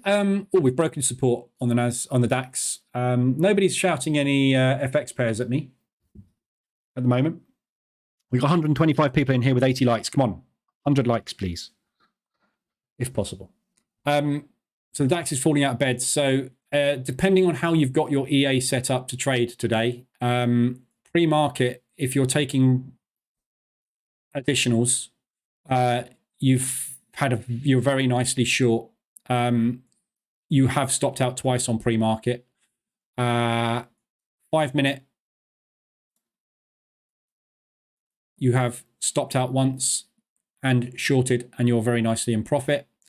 Say very nicely in profit. You're 1 to 1. If you're taking 100%, obviously, of opening range as your stops, and 15 minute, you are in short. You have stopped out of a long, and you are in a short with a 1 to 1, roughly, plus-ish. So there is good profit available on the DAX today with the opening range breakout EA. Just a very tough open. You know, if you stick it, that's why you have a max loss in the EA. If you stick it, quite often you'll get yourself back to break even. So watch this level. This is where we're headed. Potential bounce. We're going to get a propulsion gap put in on this candle here. We haven't tested that yet. So we'll be coming back to that at some point. Could be this afternoon. Yeah, nice drop there. Do you have all 28 pairs set with the EA on the chart? No. I do, yes, but not for my trading accounts. No, I'm running all 28 pairs on the EA at the moment, just so that I can see where it gets in. The idea being is so that I can show people, I can look at where people are in. So people using the market reverse alerts, they use it on lots of different pairs. So what I've done is I've set up accounts which run every single pair with the EA. And what that means is anybody that why has that stopped moving? Anybody that says I'm in X, I can look at where they would have got in if they were using the EA, basically. Why is that frozen up?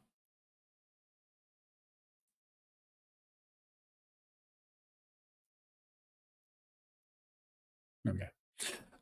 So this is running H4M5 mean reversion.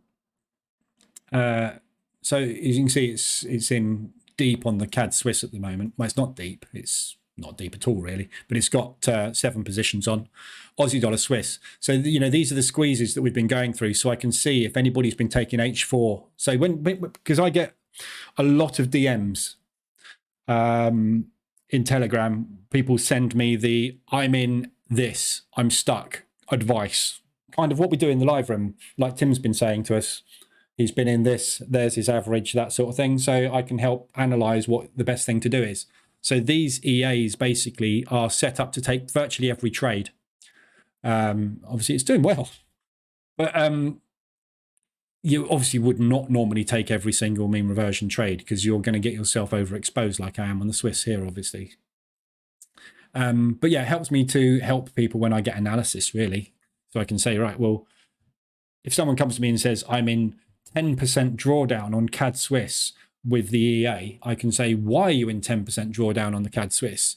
Because if you were spacing your positions half an ADR apart and doing drawdown control as taught, you would only be in 7 positions in 0.76 of drawdown. Something's gone wrong. And I can show people what I've got on the CAD Swiss with the EA, with the set files. These are the published set files, not anything complex via CAD Swiss. Yeah, so we can see, the spacing and where the trades would have been taken. However, I'm using M5 instead of M15, so people are getting slightly different entries to me, but it's pretty accurate. You see, this is the difference. Remember what I was saying the other day about using M5 instead of M15 with the H4 M15 strategy. When you're using M5, your entries are so uniform. It's almost like grid trading. Which means that when the pullback happens, your exit is so much cleaner. Where's my average on this?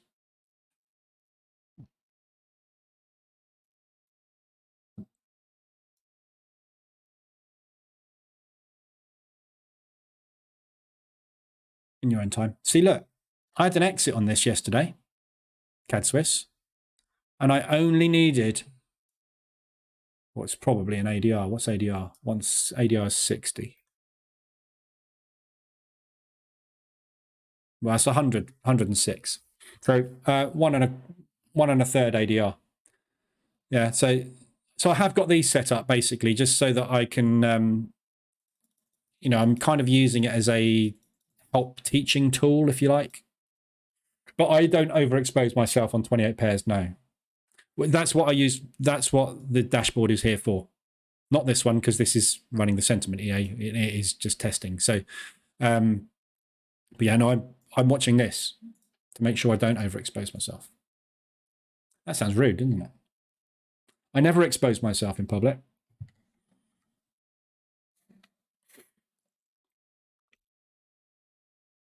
Big Papa, thanks for the stream. You can have more coffee now. No. Welcome to the board. Welcome to the board. Welcome aboard, Wakil. Sorry, I missed you. So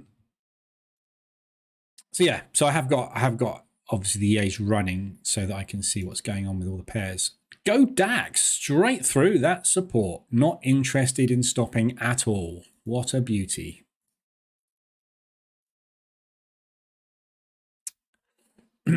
Yesterday wasn't good on the fivers, by the way. Not good. I'm struggling with this fivers account. I can't get this over the line. And the reason I can't get it over the line is every time I get into a trade that I want to, that's working like this, every time I get into it, this isn't working actually because I'm in drawdown on it, but this is a swing I took on this yesterday. I thought, screw it, I'll have a go at a swing on it and see if we can get that low taken out. And it looked like it was going beautifully, and then it did that. And my stop's up here. Actually, it's a little bit higher than that because obviously I would have been stopped out. But I'm struggling with the fivers. Although it looks great, the fivers on paper, this 1 to 10 leverage is killing me. I can't get any position size on. Look. So every time I get a trade going, I try and add to it, and I can't get any ads on because I've got no margin. So I think this is the Achilles heel, unfortunately, in the fivers program. Although it may seem really good, it's $95 and you get a 100K account and it looks beautiful on paper.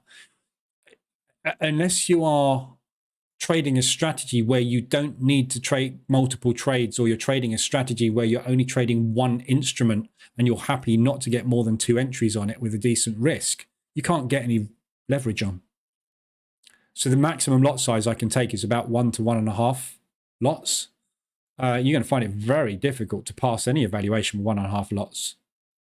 I mean, you will be able to, but you've got to be pretty accurate with your entries. You can't get into something like this and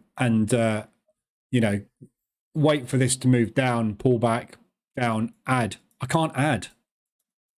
If I can't add, I can't take advantage of that movement, can I? So I think this is the problem with it, unfortunately. I don't know if anybody's passed with the fivers on the bootcamp yet. I'd be surprised because it's only been out for 2 weeks. But if you have, well done. It's 3 stages. You've flown. Serge, you want to look at some pairs? Yeah, let's look at some FX pairs. Let's go. Pound odd and euro odd. So pound odd, I'd be looking for shorts on this one at the moment. So we're nicely extended. We were nicely extended on the 4 hour. Yeah. So your entry on this one was 2 days ago, Monday. So we got the M pattern at resistance coming down nicely. Good propulsion target, good support target. So it's a short down to support at the moment here. Potentially all the way back down to there, depending on whether or not that breaks or not. Budget today though for the pound at 12.30, so this could do all sorts of stuff this afternoon, but we'll see. So I personally like it as a short, although if you look at the pound odd, there you go, it's a range bound with a slight long bias at the moment, but overall I'd like to take it short really, just because I think the pound's coming down, but we seem to have an inordinate amount of strength temporarily in the pound over the last week or so. The pound's holding up a lot better than I was expecting it to. It's still bearish across the board against most things, but it is holding up okay. So, pound US dollar I've got on short as well. I just suddenly saw that dropping. This is my funded account, by the way, the one I just showed you. One of them is $1,700 in profit.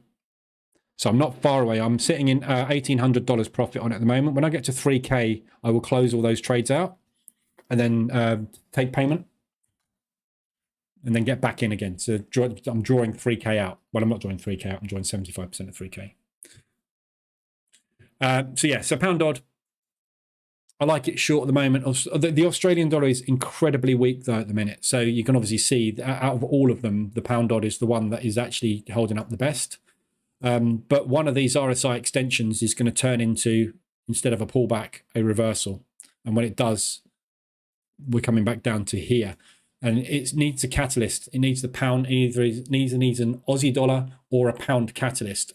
So when you look at what we've got coming up next week, on Thursday, tomorrow morning, we've got the Aussie dollar unemployment. We've also got the GDP for the New Zealand, which will affect the Aussie slightly as well. So if we get a positive GDP quarterly, which is forecast to be a negative, a big negative as well, look, a 2.2 drop. If we do get positive on that and the unemployment figures come down for the Australians, that Aussie is going to pump, that pound Aussie is going to drop. But obviously there is always the flip side of the coin where we get negative for the Aussie, i.e. the unemployment figures go up, in which case then the pound is going to go up against the Australian dollar. But right now, it's looking like when you get that H4 reversal, we're coming back down again. So on the lower time frames, like the hourly, your entry was here on Friday stroke Monday. We've had that, but we're not going anywhere. We're stuck there now for 3 days. So it could go another leg up, but look at it, always look left whenever you're looking at anything. So right now we're right up at this resistance. The danger is once we break this resistance, where are we headed? Up to this area here. So if you're position trading this and you're taking entries here for the first time, which you should be, it's extended on the daily as well. Look. Yeah, it's highly likely we're going to get a drop. Very highly likely we're going to get some kind of drop on this. Yeah, we don't get up here very often. When we do, we get a drop usually. Look. So these are your next real peak highs, and then we've got this level here. I've already got it drawn on the chart. Look, this we've got support levels in here, which have previously been resistive and supportive many times in the past. So this is a strong level, but this is a long way away from where we are right now. Let's say we break this high. You've got 495. So that's what, 3.5 ADR roughly to the upside. ADR on euro yen and Swiss yen. Yen is massively pumping. So I just need to check my P&L. Let's go. I've closed one Aussie yen. Both Swiss yen have hit target. Sorry, one sec. Oh, crikey, yeah. That's really come down.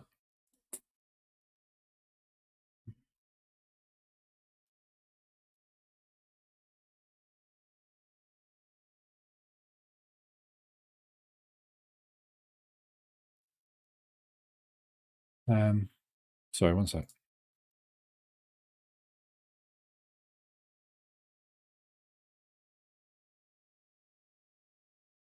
Swiss yen. Holy crap. That's nice. A 3.5R return. Happy with that. So basically, I took that trade this morning, which came down like a house of cards. So yeah, that's the pound odd. What was the other one? It was euro odd. So euro odd, obviously, what I would say is if you're in pound odd and you're in euro odd, you're trading the same thing. Yeah. So if we look at these charts, kind of like that, and then I switch over to the euro odd. Yeah, fairly similar. I mean, the curvature of the arc is a little different, admittedly, but it's the same thing that you're trading. Yeah, the pound and the euro move quite similarly because they are close trading partners. We've got a very small ADR on these two, and they're always tightly bound because they move quite in sync together.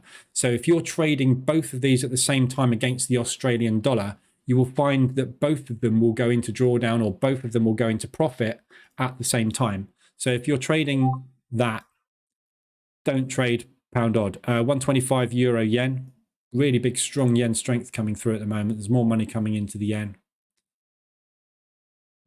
See if there's any news that's causing this run to the hills. Doesn't look like it. So yeah, just be careful trading both of them. We've broken out of that high at the moment, but again, this is going to be designated what happens with this by the movement tomorrow. So tomorrow we've got the refinancing rate for the euro. So if the interest rates come out at 3.5 as expected, that should be bullish. However, this is the monetary policy statement in the press conference, which is going to decide the future direction of the euro over the next 4 to 6 weeks. So we need to wait and see what Lagarde says in the press conference and in the statement. So expecting it to be bullish, basically. I'm expecting the euro forecast for the next interest rate rise to be a 0.5. So if we look at the key fundamentals on the euro at the minute and where we are with inflation versus interest rates, inflation is 8.5, which is the second highest in the G8. And the interest rates at the moment are lagging behind as the second worst behind the Swiss franc. The Swiss and the Japanese don't really do interest rates much. They never have a need. Their economies are less reliant on interest rate to control monetary policy than the others. So when you look at the euro in the grand scheme of things, it's the very, very worst interest rate. And with a 3.5 coming on tomorrow, it takes it to 3.5, obviously, tomorrow. That still makes it the worst interest rate with the second highest inflation in the G8. Yeah. Unemployment on the euro, 6.7%. It's the highest unemployment figure everywhere. There is no way Lagarde is going to come out tomorrow and say, we are not going to continue to increase interest rates. Their economy cannot stand it. So all this talk we've got of we're not going to change the interest rates on Thursday, we're going to keep them flat, and interest rates we're not going to see rising. I got a feeling tomorrow we're going to see the complete opposite come out of Lagarde's mouth, as she's always been saying for the last 3 months. And we're going to get business as usual, which means a bullish euro. Yeah, so I'd want to be looking for longs on the euro. Again, so this is a different stance to what I'm looking at currently on the pound odd, because the pound is bearish, whereas the euro is bullish. and the Aussie is bearish. So you've got a bear against a bear there, whereas with the euro, you've got a bull against a bear. So it's a much better opportunity to go long because you've got one that's designed to pull and the other's designed to push. 125 on Swiss yen. Shouldn't have got out of that one, should I? Pound yen, ADR. Yen's on a mission ahead of the PPI figures. So continued movements into safe havens by the looks of things. 125 ADR on the euro. Pound has hit. New Zealand has hit, or it hasn't hit yet. US dollar yen holding up at the moment, but struggling. Thanks for the follow, Alexandre. Welcome aboard. Welcome aboard the crazy train. Don't know why I sung that. That's stupid. We'll just catch up on the chat. Stuart, nice session. Thanks. Smash the likes, guys. 10.0.23. Nice profit. What? 10.0.2023. Nice profit. Don't understand that one. Bitcoin. You want to look at Bitcoin? Right. Bitcoin I don't trade. So what I think of Bitcoin is basically everybody's buying it because they think it's cheap. I think it's going to zero. But I don't think it's going to zero. I think it will hang around. But the vast majority of this movement at the moment that you will see is index linked now. So when you look at things like the S&P and the NASDAQ, you will find that you get very similar movement on these. It's actually clearer if you look at a 4-hour chart. Yeah, so pushes up, pulls back, pushes up, pulls back. Bitcoin pushes up, pulls back. Yeah, so it is not doing exactly the same as the indices, and obviously the volatility on it is stupid, as it always has been.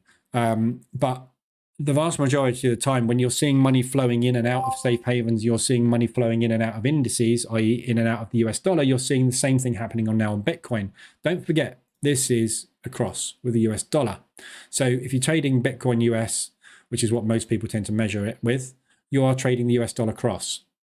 However, Bitcoin is becoming more linked to the US dollar, which is why we're seeing Euro US dollar has just hit ADR as well. I'll have a look at that in a sec, which is why you are seeing more of this flatline activity.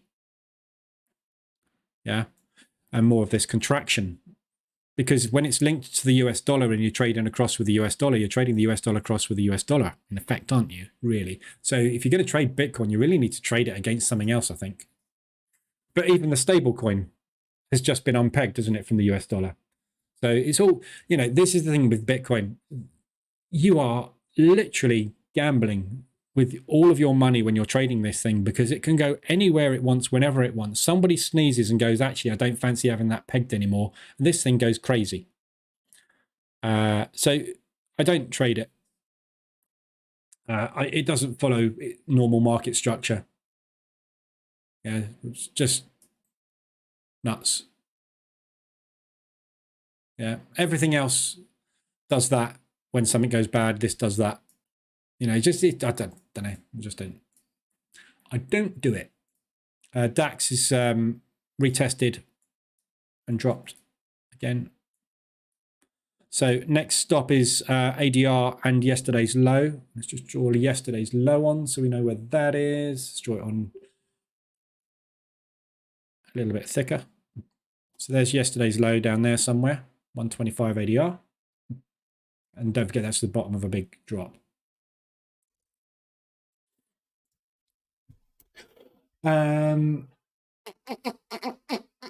Stevie, with your H4M5, do you aim for 1 ADR? No, I'm aiming for half an ADR. My target is always half an ADR or 0.5%, ideally. Regardless of how many positions I'm in, I'm looking always for half an ADR of movement because it's easy to achieve. I can't remember what I've got this one set to. I think this is set to half an ADR. Come on. Yeah, there you go. So half an ADR or $500, which is 0.5%.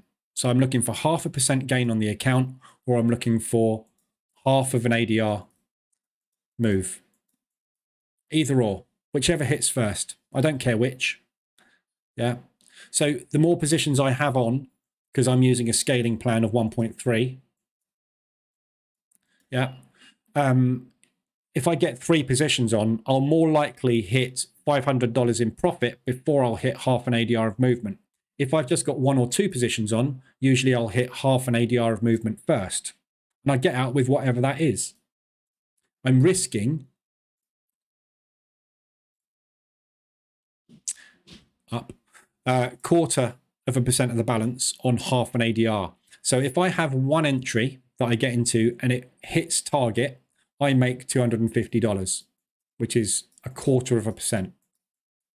If I have 2 positions on, I then start to make more, and then 3 positions on, virtually all the time I make $500, which is 0.5%.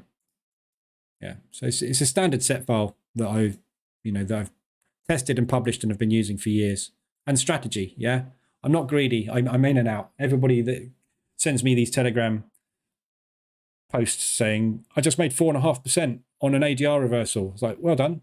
You must be massively over leveraged if you're looking for 0.25% and you've made 4.5%. But that's not what I do. I'm slow, methodical, and I just make money on small movements. Mean reversion, yeah. It's my entire world is mean reversion. Mean reversion, you're looking for 1 to 1.25 or 1.5 are returns. You're not looking to get in and out down here somewhere. You're looking to get in and out with a profit. I'm not looking for the home runs. I'm not looking for the glory. I don't want to post Telegram posts of, my God, look at this 15 to 1. Not interested. I'm interested in making money, not interested in making glory and getting those sniper trades. Although when I do get them, I post them because I love them. Because you don't get them very often. They're exciting. Bitcoin entry. Yeah, get in Bitcoin if you want. I don't care. I don't know. I know nothing about Bitcoin. Can I enter those trades, seller? Which ones? I don't know what I was talking about when I was when we were talking about it. We'll have a look at these ADRs in a sec. Coco Chaco, mistake above. I think the euro US dollar is going to pull back on M15. Okay.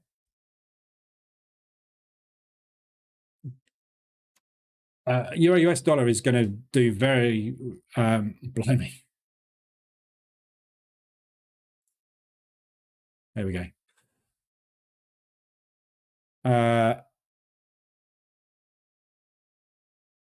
Okay, this is why the market's moving. Whoa, what's all this lot?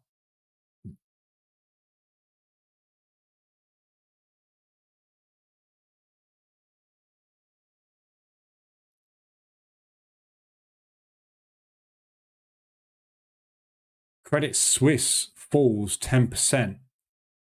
As Saudi National Bank chair ruled out more assistance with Credit Suisse. Okay.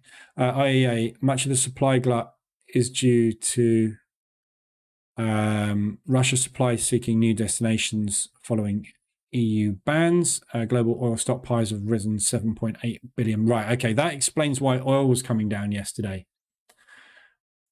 So are we going to take, yeah, it looks like we're going to take those lows.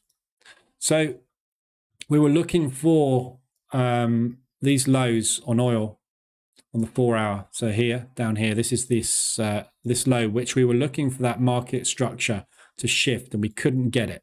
We got stuck, then we retested. This was where we were looking to buy, wasn't it? On Monday. And I said, do you remember what I said with the analysis on this? Buy this with a view to getting down to here as your last entry. If we break that level, get out. So if you do still want to get into this oil trade, this is now looking even more attractive, this propulsion gap test here. because you haven't got far to go now. So your risk on this is less than an ADR now, look.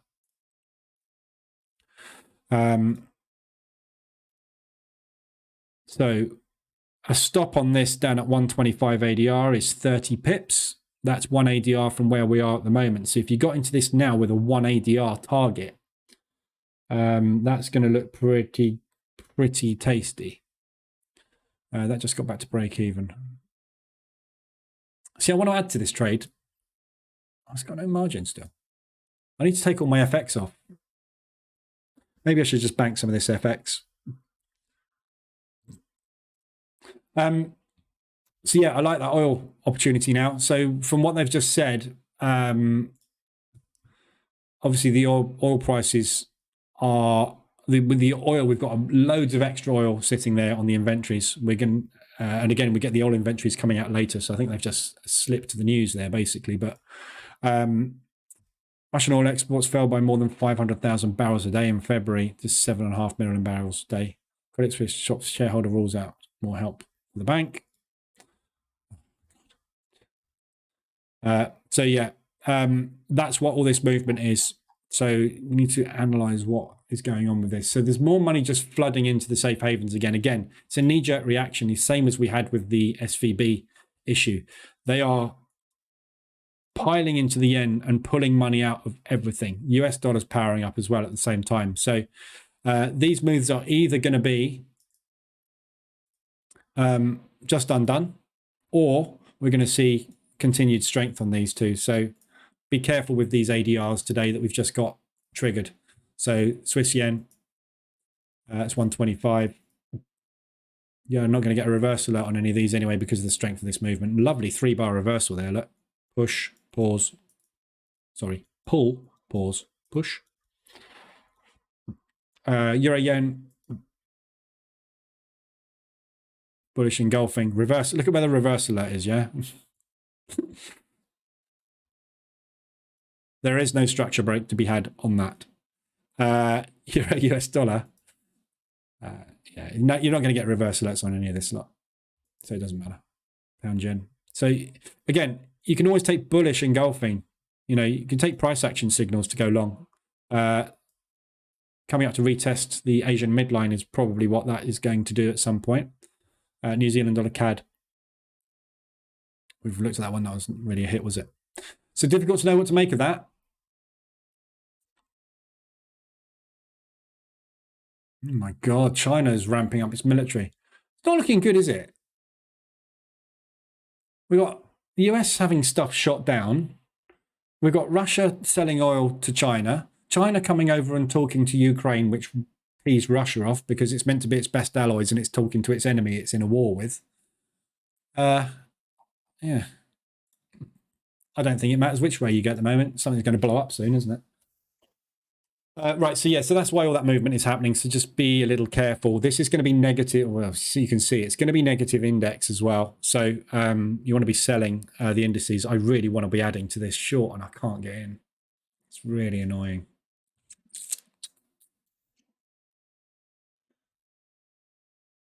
I'm tempted to just shut this just so I can play the index. Not really much money on it though, is it?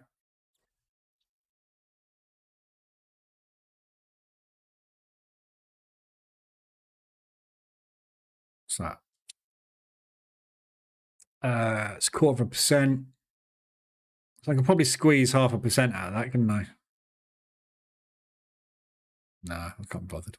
I'll leave it. That's coming down. But so watch this low at 125. We're going to hit 125 today, I'd imagine.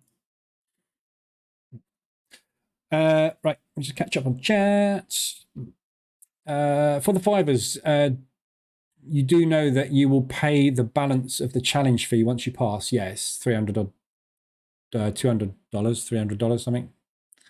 Yeah, that's fine. I mean, I'm basically paying $300 for a $500,000, for 500, 100 grand account. It's fine. It cost me $95 to do this fivers challenge. Yeah, it's like it's not even a valuation, is it? You're not even really paying for an evaluation. It's a $95. It's throwaway money. What lullaby sound? You have hit target. I like that sound. Yen dropping like it's hot. What's your strategy? I randomly came across your ADR indicator and loved the idea. Follow the thread. Everything you need to know is on the website. So if you go to the website, there's 132 people. Come on, hit the like button. See if we can get to 150. 150 is my target, and I haven't quite got there. I got 142 yesterday. So we need to entice. Everyone's running away now. Look, we need to entice another 20 people in. So go to the website, marketstructuretrader.com. There's links all in the chat right now. You're being spammed by Streamlabs, the bot, and it's sending you links to my core strategy, opening range breakout strategy, everything you need to know about all the indicators, all the free education. It's all links to the website, but everything you need to know is up there about how I trade, position trading bootcamp, all my other videos, all the expert advisors and the indicators that I use and all the strategies I use. Everything's there. Yeah, on the website. And then there's a fundamental section for analysis of fundamental data. Everything you need is there. Pound US dollar moving down, yeah. So US dollar is going to be powering up off the back of this news as well, but I'm not sure whether this is going to hold. So be careful with these moves on the US dollar. I can understand the yen powering up, and I can understand the Swissy powering up because these are safe haven currencies. So you're going to find everything powering up on the Swiss as well, usually. Although we don't seem to have a lot of movement on the Swiss, bit of volatility, look. But the US dollar, I think, is just, you're seeing US dollar strength coming in here, which is preemptive buying on the PPI figures and retail. So I think the market is anticipating a bullish move, or they are enticing longs to trap for short move later. Yeah. You know, doesn't matter which strategy you look at, does it? Doesn't matter how you think. Whether you think this is a trap and they're going to drop it, or whether you think this is a preemptive move and you want to jump in with them on a pullback. When that news comes out, you will find out whether you're right or wrong. No one can predict the future. People that say, well, this is always a trap, and they go on about teaching you about traps and about Wyckoff springs and all this sort of stuff. They will work 50% of the time. They will fail 50% of the time. Everything you do in trading has got a 50% chance of working because it's either going to go up or down. You make your decision, you hit that button. As long as you've got a reward higher than your risk, you're always going to make money. We're over 100 ADR now on the DAX. US markets are holding up a little better. Obviously, because it's not the US session, but I'm short US dollar yen and the dollar is flying. I'm still making money. Yen strength is crazy. Yeah. How do you set up the market watch window so you switch between pairs? You push the pair. So, Gabor, all you do is you can set up the market. To set up the market watch window like this, you need to have auto arrange turned off. If you don't have auto arrange turned off, you cannot arrange the columns. Yeah. So you turn off auto arrange and just have the pairs visible. And then you click, hold, drag, drop. Click and drag to the chart. And let go of it on the chart, and it switches pair. Obviously, don't do this if you've got EAs running, because your EA is going to reinitialize and reset itself every time you do that. So you don't. This is an analysis chart. I don't run EAs on it. Dang yen, go, go, go. Yeah, I'm happy with that. My pound US dollar shorts as well. I love it when a plan comes together.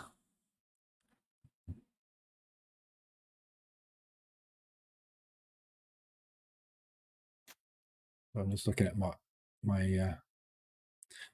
so far, my P&L today is $1,840, and I have $1,222 in open interest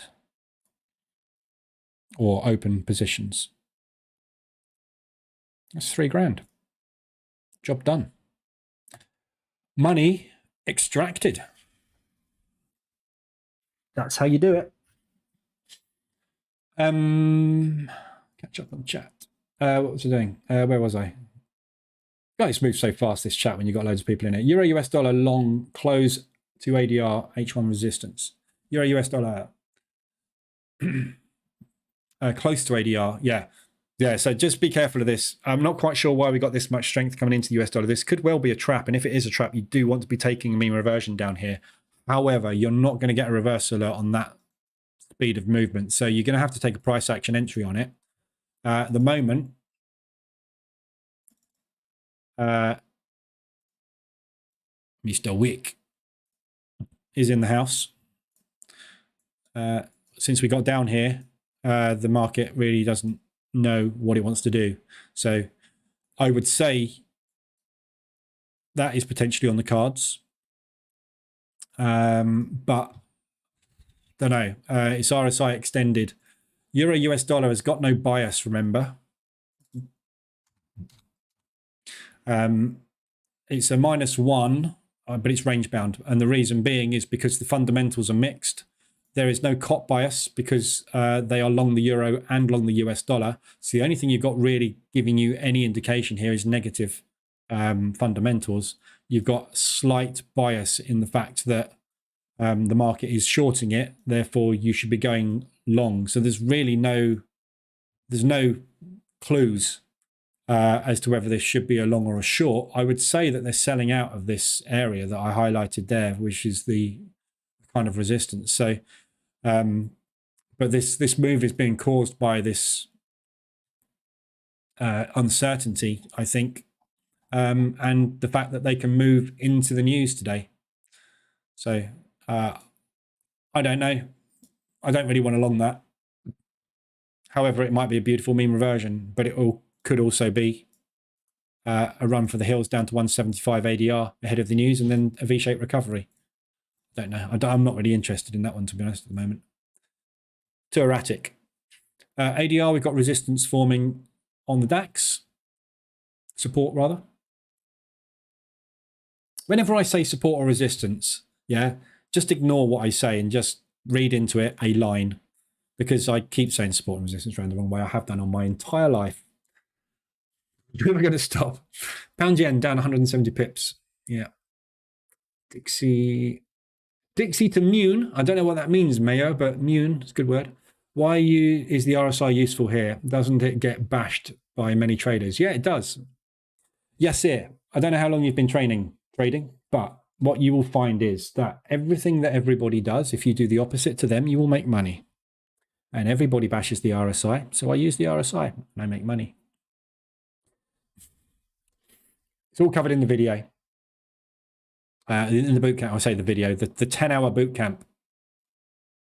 It's all covered in here under video 3, which is my indicators.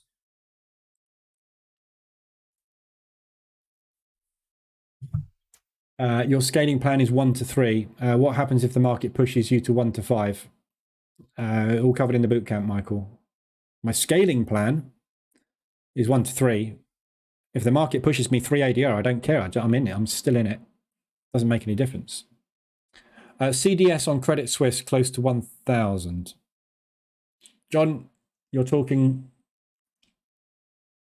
languages I don't understand. What's a CDS?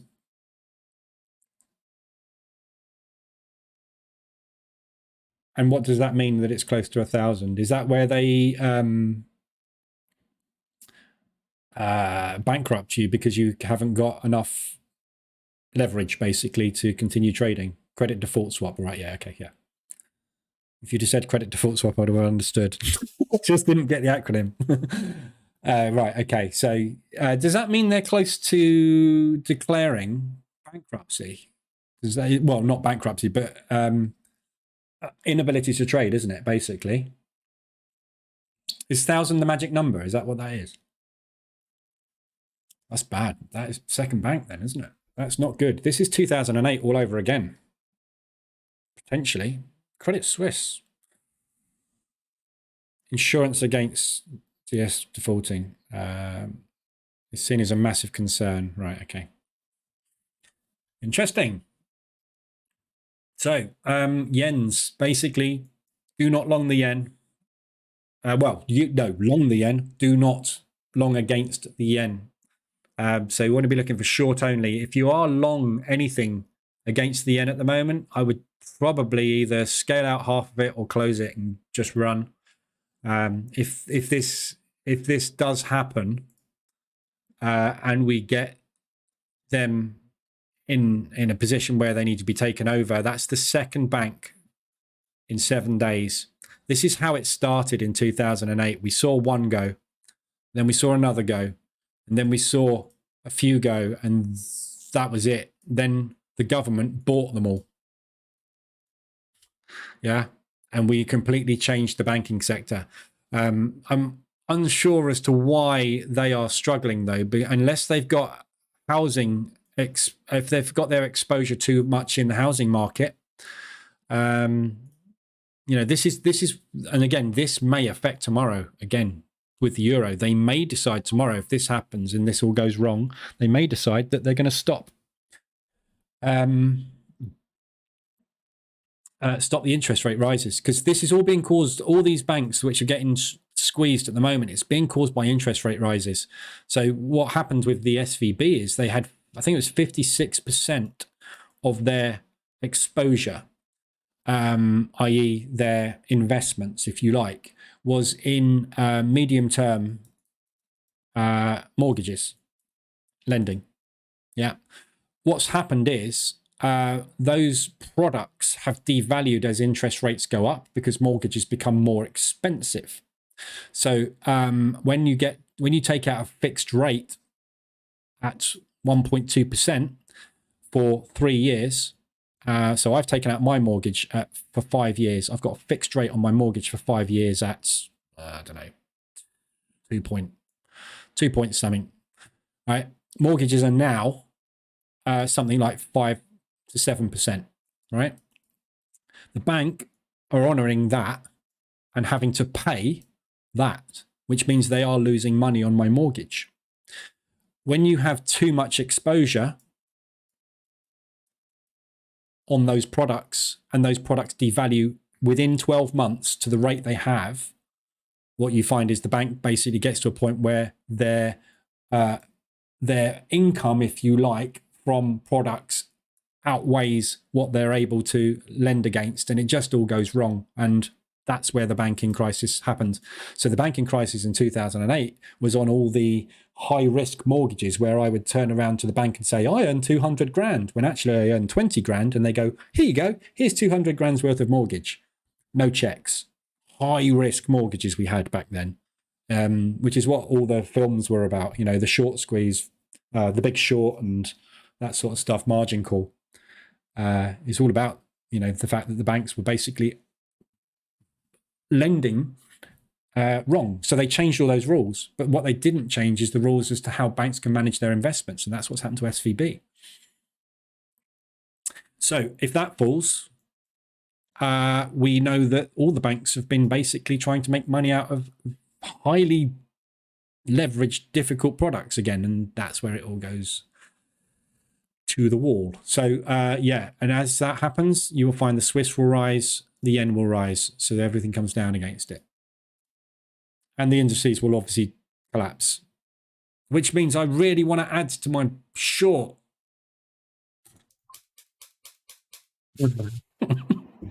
Sell. Can't get any liquidity on. I'm selling on the on my funded anyway, so I don't care. I don't care if I can't make money on this one. I'll make money on that one. Right. Somebody just asked for something, didn't they? I'm going to be spraying shorts all over the US market today. I don't do US INR. I don't trade exotics. Okay, what's going on with pound US dollar? That is... well, I'm not actually sure what's going on with pound US dollar, to be honest. I'm not sure why they're powering the US dollar up off of the back of this news. The US dollar is a safer place to put money than the pound and the euro at the moment, especially with what's going on at the moment. If Lagarde comes out and says, actually, we're going to put a hold on the interest rates, this euro is going to be down here tomorrow. Yeah, as fast as that happens, that will happen. And then this will be on its backside as well. Yeah, man, if I leave the trade from yesterday, I would pass the evaluation in 1 day. That's what happens, isn't it? That's what you got to do sometimes to get over the line with these evaluations. It only takes one trade. And if you can leverage that trade, i.e. scale into that trade, you're getting out very, very quick. 125 on pound yen.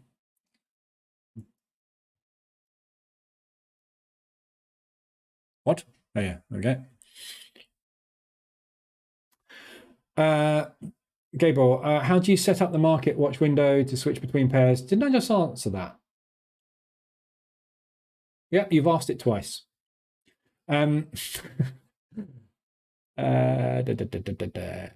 If this is 2008 again, Dixie 120 plus.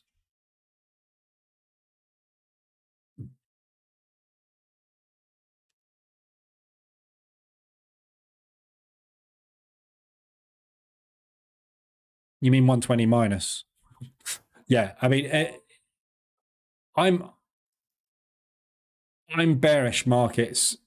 Dixie, sorry, you said Dixie, didn't you? I thought I read DAX there.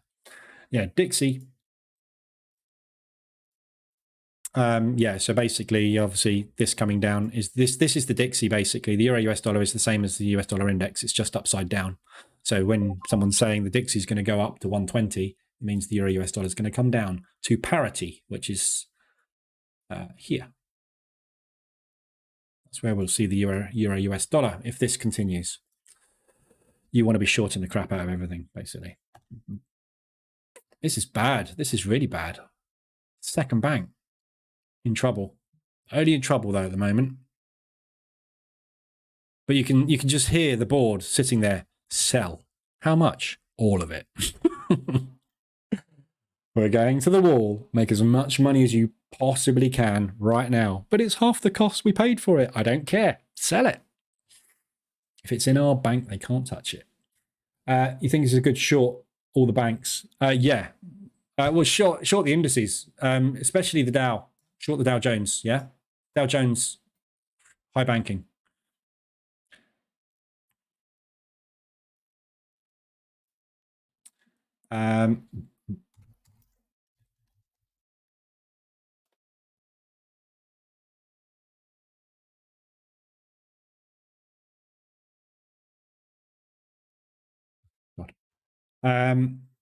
So we've got Goldman Sachs in there.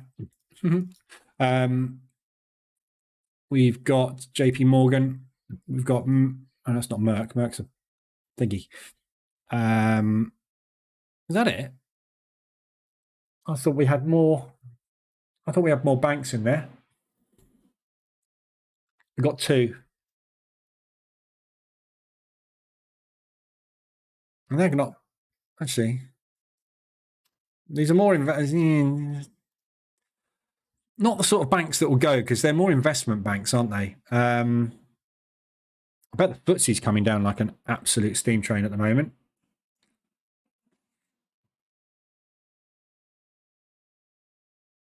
Yep. Big drop on the FTSE as well. 125 ADR, so that'll be coming down alongside the DAX. I just want to hit the sell button. Just really want to get out of all this stuff. US dollar yen, I'm going to close because I'm long that.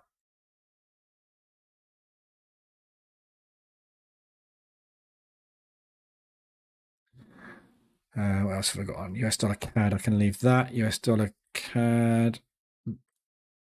Pound New Zealand, that's all right. Aussie New Zealand, I'm happy with that. Shorting the CAD against the Swiss, need to be out of that. Euro CAD, US CAD. Yeah, so I'm happy with all that exposure, really.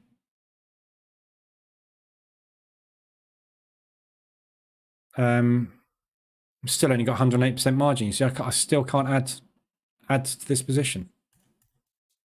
Oh, I have. Oh, it's given me a 0.03, look. Managed to get a 0.03 on for me. It's not even worth bothering with, is it? Anyway.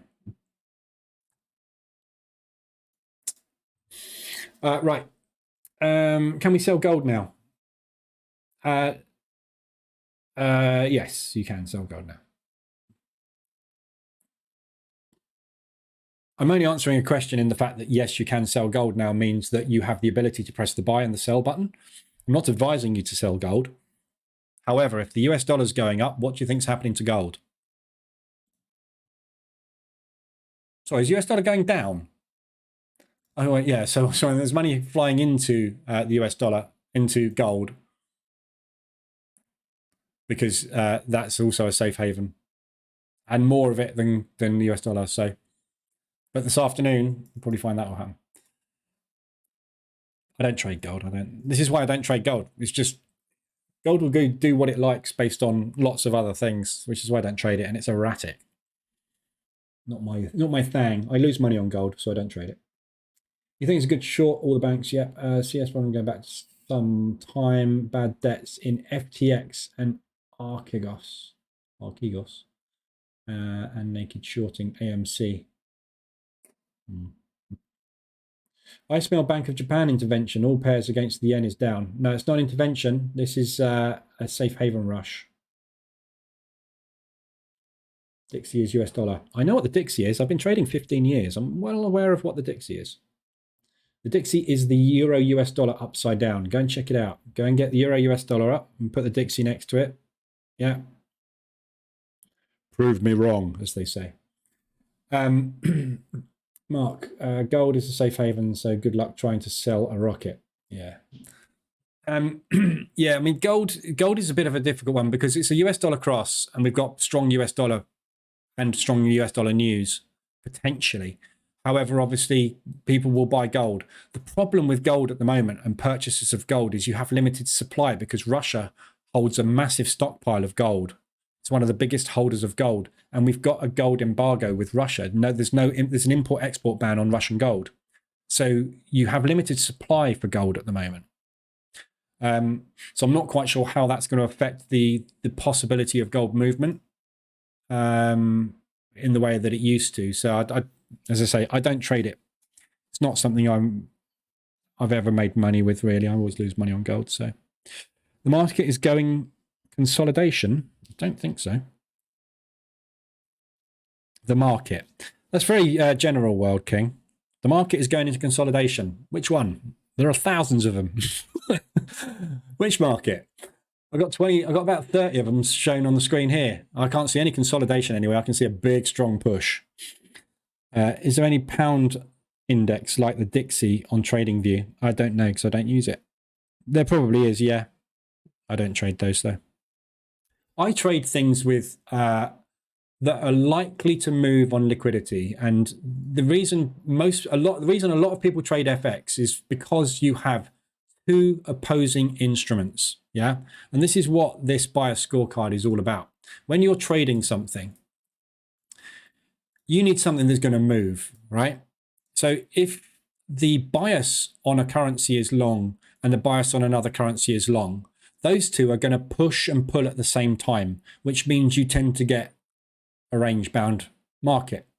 When you've got something that has a very strong bias long and a very strong bias short, you get big movements because one is pushing while the other is pulling, which means that you get a higher ADR, higher average daily range, more movement, which is why you should focus on things like this. Yeah, look at the Aussie dollar, New Zealand dollar, and the speed and the rate of the movement we're having on this thing. Yeah, flying down, because we've got an inverse bias. When you're trading an individual thing, like an index of the Dixie, like the US dollar, you are only trading the US dollar strength or weakness, or the pound strength or weakness, or the euro strength or weakness. You're not trading across, which means that you only have one thing that can move the market. So if you're trading the Dixie, for example, which is the US dollar index, if the US dollar for the entire Asian and London session does that, you'll get no movement. You have no trading opportunities. If you trade the US dollar sorry, let's go with the US dollar Swiss, right? And the US dollar is doing nothing, but the Swiss franc is having a bull move. That will go down, yeah? Which is why you should always trade across, because you have two opportunities for movement to give you a profit rather than just one instrument that has to move. So if you're trading the pound index and the pound doesn't move, you're dead. You can't move it. You can't trade it. If you're trading the pound yen, however, it's going to go like that. Yeah. So that's why Forex is so good and why so many people trade it and why the banks use it so much for trading and for manipulation and for making money, is because you've got two opportunities to make money there. The stock indices, why everyone trades the stock indices, because you've got 40 in the DAX, you've got 40 individual reasons for this market to move. Yeah, you get a sudden run like the NASDAQ. You get a sudden run on AMD or you get a sudden run on Netflix, this thing's going to fly in one direction or the other. But that's only one out of 100 stocks that move this thing. You imagine if you get an entire sector sold or bought, you get a huge run. Yeah. If you were just trading one stock like Amazon, and today the Amazon stock did that, nothing happens. However, if you're trading the NASDAQ and that happens to Amazon, the NASDAQ will still do that because you've got 99 other reasons for the thing to move. Yeah. So you've got to find the liquid instruments, which is why you'll find very few people ever trading the Dixie. And there's no point in watching the Dixie, in my opinion, because what do I care what's happening with the US dollar? I can tell you what's happening with the US dollar very easily. I can go, that's going down. That's going down. That's going down. That's going up. There's strength in the US dollar. I don't need to look at a chart to tell me that. However, I can look at this and go, the US dollar is not as strong as the yen is at the moment. The yen is the stronger currency at the moment. You can't do that with an individual index. You can only do that by looking at a combination of pairs, which is why Forex is, again, so popular, because I can tell you at, within 5 seconds, I can tell you what's happened with any currency out there by simply flicking through. Is the euro strong today? Let's have a look. Weak, weak, weak, weak, weak, weak. What is the euro today? Weak. How do I know? Because every single euro pair is coming down. I don't need to watch a euro index. Which is the weaker of the lot at the moment? Euro yen. Why? Because the yen is powering up massively. Why have we got an ADR hit on that? Because the euro is weak and the yen is massively strong. This is the perfect storm today. That's why we get an average daily range hit. It's all to do with the the combinations between the two instruments. Michael, I had to pop out. Did you manage to answer the question on your scalping play 1 to 3? However, the market moves against you 1 to 5. What do you do? Nothing. I don't know. I don't understand the question. My scaling play. It's got nothing to do with how the market moves. How I enter the market has got nothing to do with how the market moves. If the market goes against me, the market goes against me.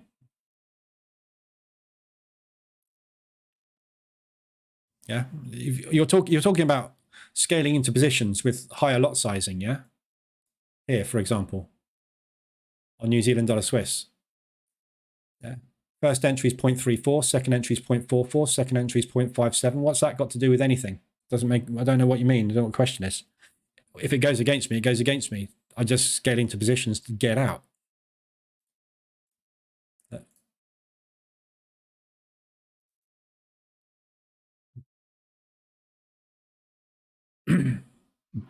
There's my exit. I'm break even.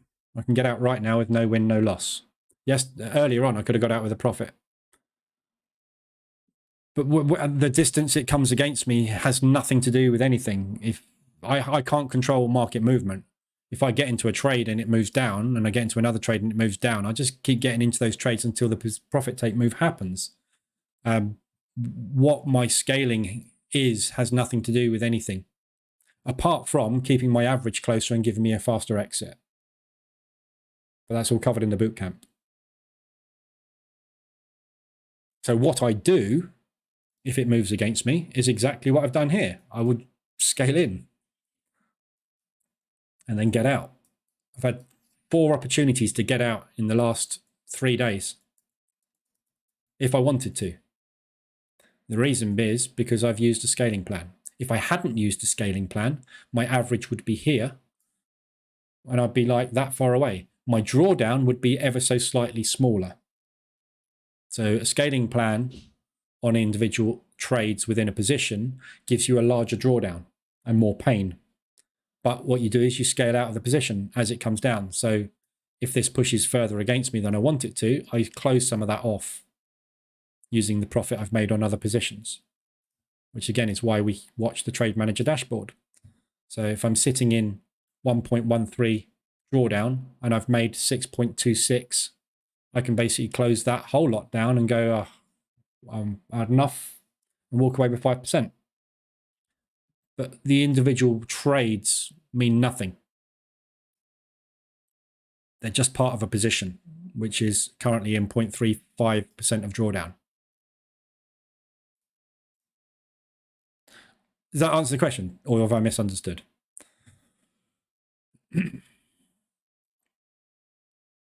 Yen's still coming down.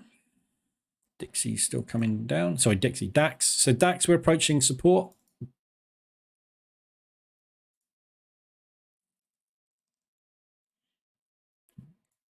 You don't have to use a scale, just to clarify, yeah.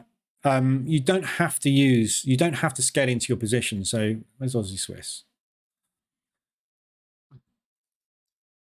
So you can get in, and this is, I think, what I teach in the bootcamp, but I give the option in the bootcamp. We talk about scaling and sort of hybrid. I think in the bootcamp, I think I call it a hybrid martingale, if you like, because what you're doing is, because you are entering this first position here on Aussie Swiss was entered when the market was really extended. The RSI was really extended. So the expected movement on RSI is that, or that, which gets you out of the position. If it does this, what happens is you get squeezed. So if you enter with exactly the same lot size as you got in originally, that's fine. So let's say these are all 0.32s. Yeah. Let's say they're all the same. What you will find is, don't want to end custom moving averages, whatever they are. So what you will find is if you entered with a 0.32 on every single one of these trades, your average would be there, there, there, there, and there. So your average would be roughly, I would say, there. By scaling, your average is closer to price. So the 1.3 lot multiplier, what it does is, remember you're massively extended to start with. The expectation is, and the usual position trade is, you won't need more than 2 to 4 trades, individual trades, once you're extended before that move happens. So we either, and this is what I talk about in the bootcamp all the time, is the timing is either right or wrong. Most of the time your timing is wrong. That's why everybody loses money in the market, because they can't time the market. If you could time the market every time, you'd make money all the time. You're crap at timing the market because you have no control over timing. You don't know when a move is going to start. No one does. So when you stop timing it and start position trading, that's when it all starts to play out. If you get in with the same lot size every time, you will still have the same result. It's just with a scaled entry, your result is easier to achieve and happens faster. The downside is more drawdown. Yeah, but you scale out. Aggressive drawdown control can be done at any time. And also you can do automatic drawdown control with the EA. Yeah, so you tell the EA to get you out. So at the moment, every time we get to 0.75 of an ADR on any individual trade, it scales out of 1/3 of the position. So as price moves down, in this case, ADR is 62. So if price moves down roughly 50 pips or 48 pips or something against me, it will go, okay, let's take a little bit off of that. And we'll take a small loss. Then it moves down, It goes, we take a small loss of that one. And it moves down. We take a small loss off of that one. So we're reducing the size of these positions down. The benefit of that, and why scaling works well, is we now have smaller lot sizing up there and much bigger lot sizing here. So where we started with a 0.32, these are now 0.2s or 0.2s or something like that, for example, because we've scaled out a third of it. We've now got a 0.55 and a 0.71 and all 0.2s. What that does is it brings your average down much closer to price because you've got big positions and small positions, which means your average is closer. The exit is very, very fast. Yes, you take a little bit of loss, but you're only going to do this if, when the market is extended, it continues to get extended by pretty much an ADR against you. That's a big move. Normally, when we get into the market, it's moved down 2 or 3 ADR.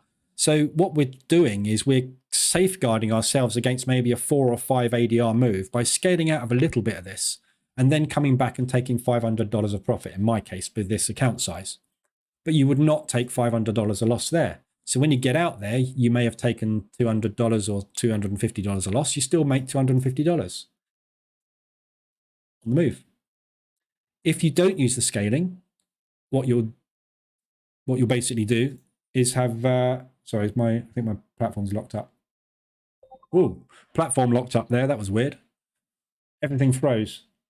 I think my PC's like having a 5-minute wobble.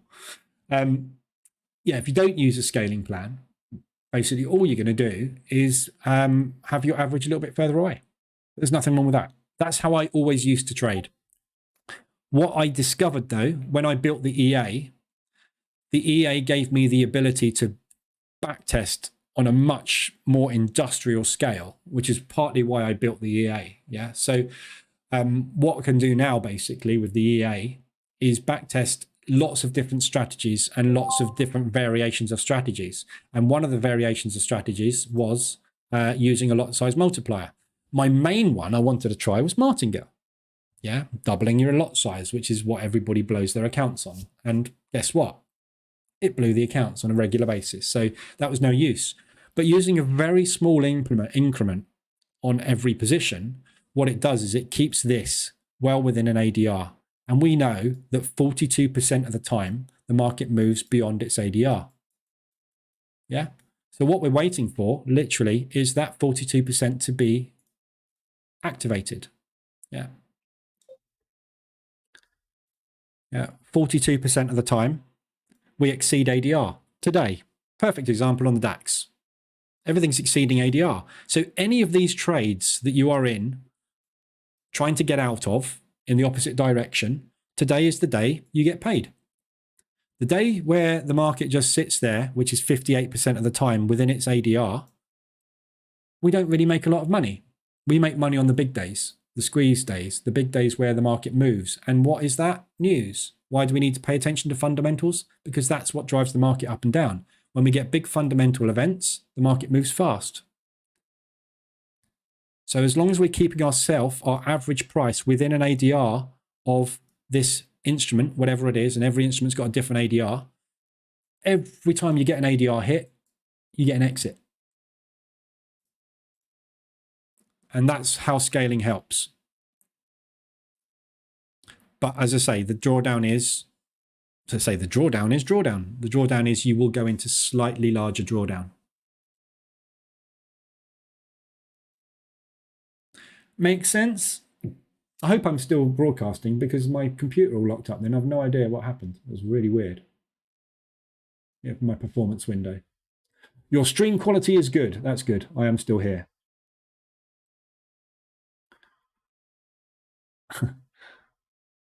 278 dropped frames. Oh, that's 0.0%. That's right. Right. That's really all I've got for you today. As I say, sell the crap out of everything. Market's collapsing, market's melting.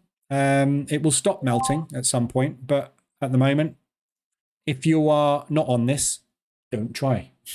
I wouldn't. I'd wait for a pullback. Lots of places to pull back into, yeah? Today. Lots of places to pull back into. So, woohoo! Oh, I wanted to add to this up here. Yes, I'm adding to losers. Yes, they make me money.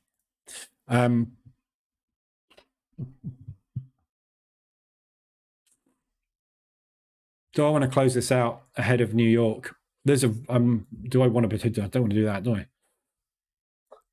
Let's go for the home run. Let's go for the $1,600. Actually, I don't need $1,600. I need $1,500. Somewhere there. So this afternoon, obviously 12:30. If we get positive PMI, we get positive US. We will see potentially a nice drop on the indices. If we do get that drop on the indices, it could be a big one today, because obviously what we've got happening at the moment is a little bit of a meltdown from the market, a lot of fear in the market. And obviously that makes the market sell off. We've got nowhere near ADR on the US indices yet. Yeah, so the US indices have still got a long way to go. The DAX obviously is at ADR and beyond. We've broken yesterday's low. Look at what happened with the SVB. Look at where we are at the moment. Look how far we've potentially got to go. This could easily do the DAX today if it wants to, a 225 ADR. So there's still plenty of potential downside on it. Obviously, you can see the safe havens are still being piled into massively. Yeah, they're not letting up. So these indices on the US, they've only just really started to roll over. The markets are not even open yet. So there's a potential big drop on the US indices. I see potentially low of the week today, possibly. So the trouble you have now is, how the hell do you get into this if you're not in it? You're not. It's very difficult to get a pullback. What is a pullback at the moment? A long wick to the upside.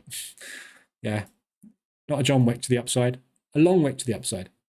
So, as you can see, the DAX inside bar pullbacks is pretty much all you can get really on this sort of movement.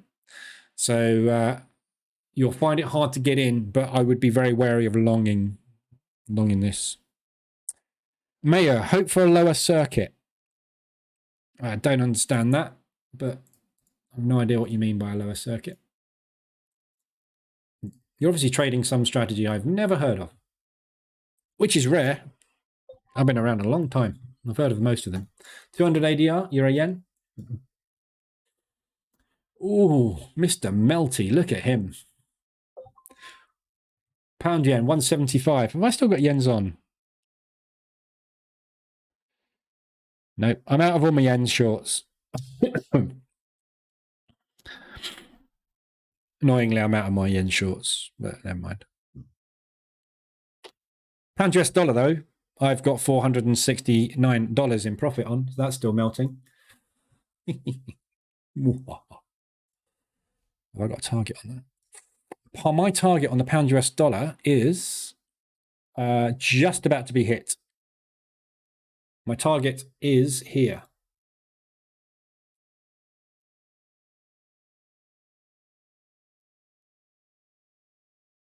So that wick. That John Wick is my target. Yeah. Left and right shoulder of the head and shoulders. Breakdown. That wick. Just above there is where I'm looking to get out. So what I'm going to do is I'm going to move my target. Whoa, hang on. I'm going to move my target right the way down into this propulsion here, because this is a melter at the moment. So what I'm looking for basically is US dollar strength. If we get US dollar strength on the PPIs, this is going to come down hard. Yeah. If we continue to melt off and fly into the safe havens and they decide to pair up the US dollar alongside it, this is going to melt down hard. The chances of anything happening in the budget that is bullish for the pound is rare, which means this is going to come down hard. So I'm going to target 175 ADR now. I've moved my target down, which gives me, on the current trade that I'm in, which is out of here yesterday, it gives me a risk reward of, because I am using a stop on it.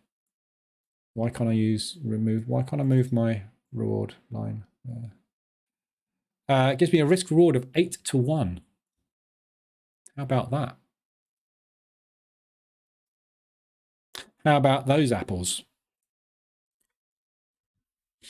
Oops. Good. Lower circuit on US index, ESNQ. Everything dumped to where market shuts down. Okay.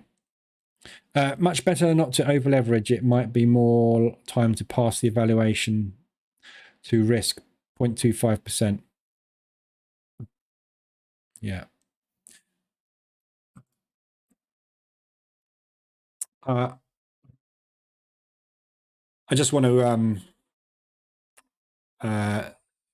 go for the run on this one, basically. So, you know, this is a pass. Don't forget this fivers. I'm coming to the conclusion that really this is a scalping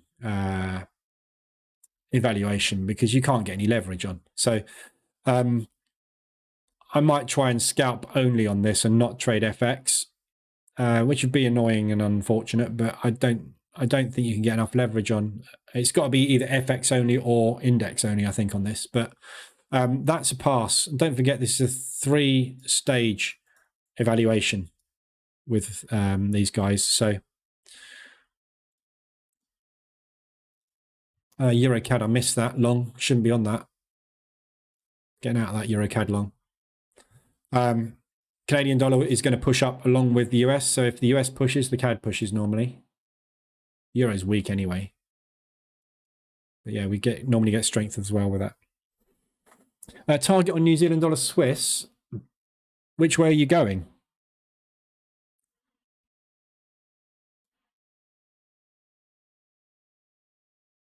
I don't know which way you're going. If you're going up, ADR, pop, ADR would be a target. If you're going down, I mean, if you're going down, it's at the bottom of the lows, isn't it? We're bearish. So if you're going down, don't have a target. Watch what happens when we get to those lows and see if we break them. But if you're long, you want to be watching that area because you're going to get some kind of resistance bounce off of that. What do you feel on GJ? I've already covered GJ. Can I get in a sell now? No. Well, if you want to, up to you. I mean, yeah, you can do what you like. Don't, you know, I don't give out financial advice. I'm not a financial advisor. Is this meltdown going to continue because of the Swiss bank? And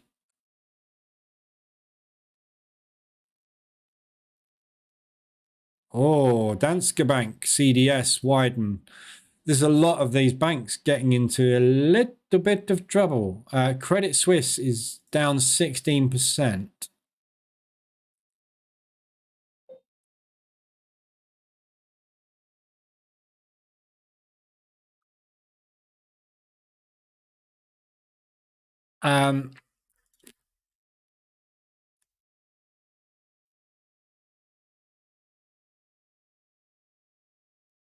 So I don't know if I've got stocks on Axie. I think Axie have got stocks. Let me just have a quick look.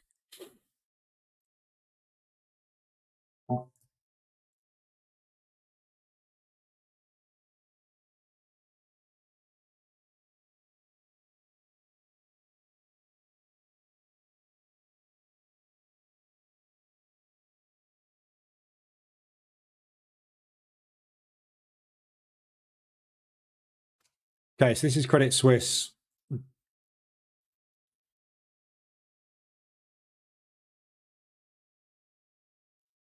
So yeah, looking at the daily, this isn't actually as bad as it looks, really. Look. So it's a big down day, obviously, for them, but it's not the end of the world. At the moment, obviously, we haven't even opened in New York yet, so there is a potential if New York drives the market down, this thing could obviously come down a lot more. So interesting.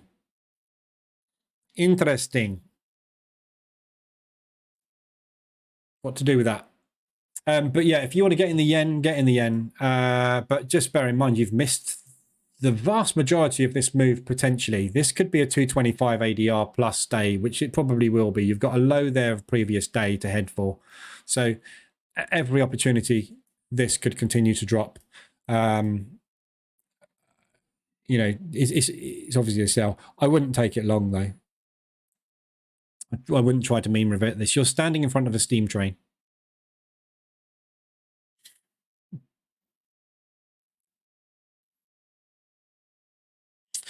Where can I get an entry on that? On a pullback. But I mean, what's a pullback?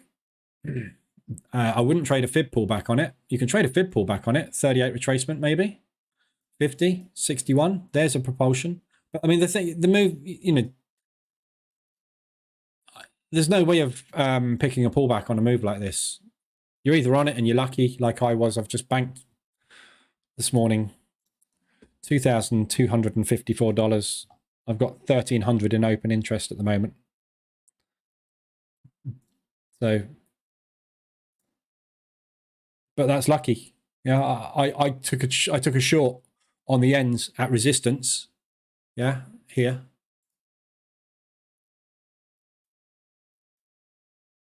And I was lucky enough for it to actually have a meltdown.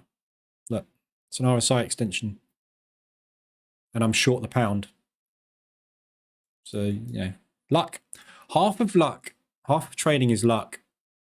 Yeah, you're not in control of the market. The market does what the market wants, when the market wants to, and when it needs to. Your job is to get in and get out. I'm out, unfortunately. I shouldn't be, but I am. How to get in on something like that? I don't think you can. You can hit the sell button now, right? And target that low. Where do you put your stop if you're going to use a stop? And if you're not going to use a stop and this turns into a V-shaped recovery, you're in massive trouble. So, you know, it's just move on. You missed it. Next trade. Chris, I purchased your Price Action Toolkit and Trade Manager dashboard. Where can I get the settings description for the Price Action Toolkit? Settings description. So the Price Action Toolkit, there's no real set file for this. You set it up how you want it.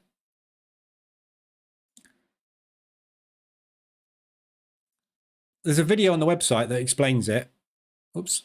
So if you go to Price Action Toolkit on the website, this video is 2 hours long. I will bore you to death. However, it goes through every setting and how it works. Yeah, so it explains what everything does, how it does it, why it does it, and everything, yeah? So everything you need is in there. There is also a manual for it as well that you could go and read. But there's not really a set file of such. So what's the optimum settings for gold and euro US dollar? So when you're using it, you need to set the stop loss and TP. And if you're going to use trailers, trading stops, whoa, don't turn that on. You need to set them for whatever you want from a pip perspective. So, you know, for example, here, what I usually do is look at what's the average candle here. So, you know, I would be looking at something like that. That's the biggest candle we got so far. So if I want to put a trailing stop on this, I would go basically, how big is that move? It is 5,163. So I'd say next trade I get in, I'm going to use 5,200 as a stop. TP, 12,000, whatever. I don't know what TP's a TP. But yeah, so you just set it to whatever you want it to and you press the buttons. That's it.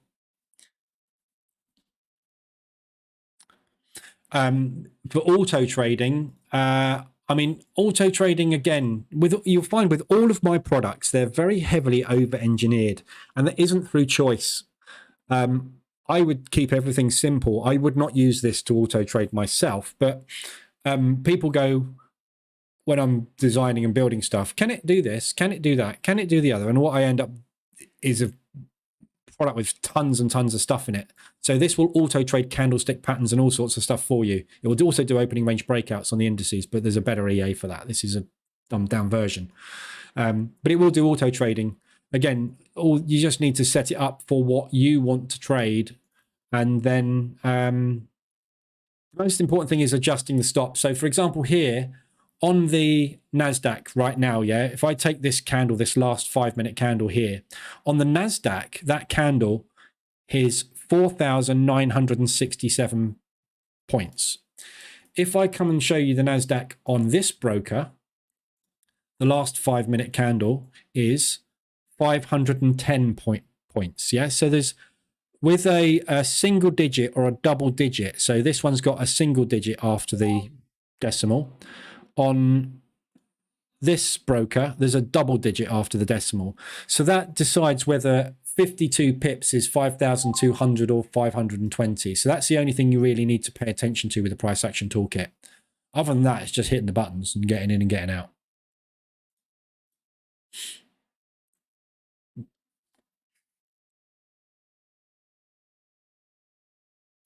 Better lucky than clever sometimes, John. Yeah.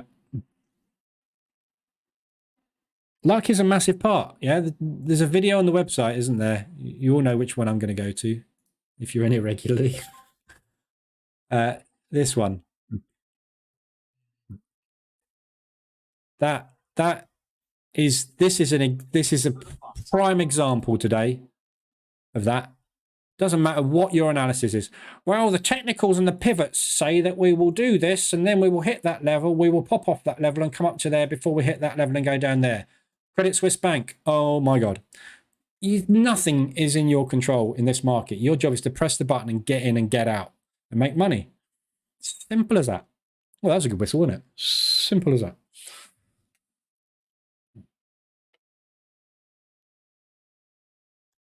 My best trades, my most profitable trades, are when the market collapses on a news event.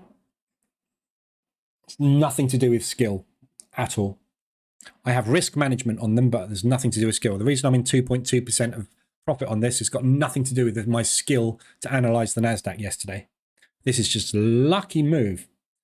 And will I bank it? Damn right I will. I think we need to get Braveheart involved, don't we? For anybody that's short on any of these indices at the moment. Who the hell are you?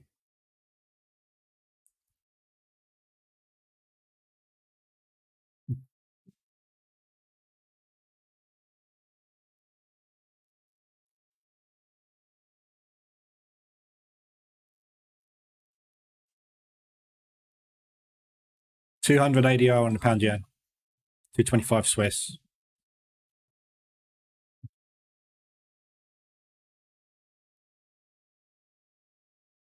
This is the long version, obviously.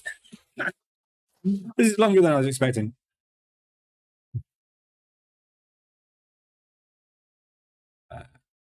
Bit of a pullback potentially starting.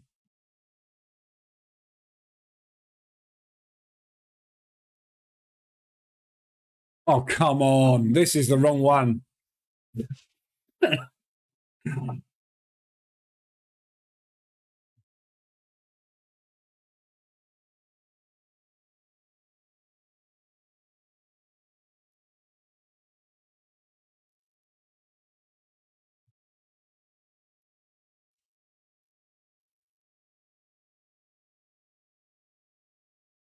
Oh.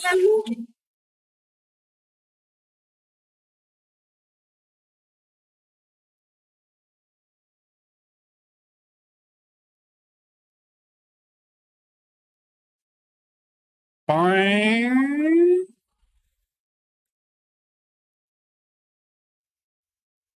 Shut up. God, that's loud. Oh, no, I've skipped. I've got to the next version. Oh, motivational speech. William Wallace. So basically, if you're in these, the point is there is a high probability of these moves continuing unless we get any positive news in the opposite direction. And when we get the PPI, the PPI figures and the retail figures at 12:30, there is a pretty good chance, I think, of a strong US dollar, which will drive these further. So we got easily You see we're doing 200 on the DAX already. The NASDAQ, S&P, and the Dow Jones, potentially you've got way further to go when the markets open in the US. Obviously, the markets can completely undo these moves. That's the other option. But if we are going to get pullbacks, moves to the downside. So what I'm going to do with my one, I'm going to leave it as it is, but just reduce the stop a little bit. Just above that propulsion gap. Highly unlikely we're going to get there. But we could well get some kind of pullback before a continuation move to the downside. So I'm not going to bank that. I'm just going to kind of reduce risk. I could protect it, but break-even stops quite often get broken even, don't they? So we'll leave those as they are. Hold. Did you trade gold, Asep? No, I don't trade gold. It's too erratic.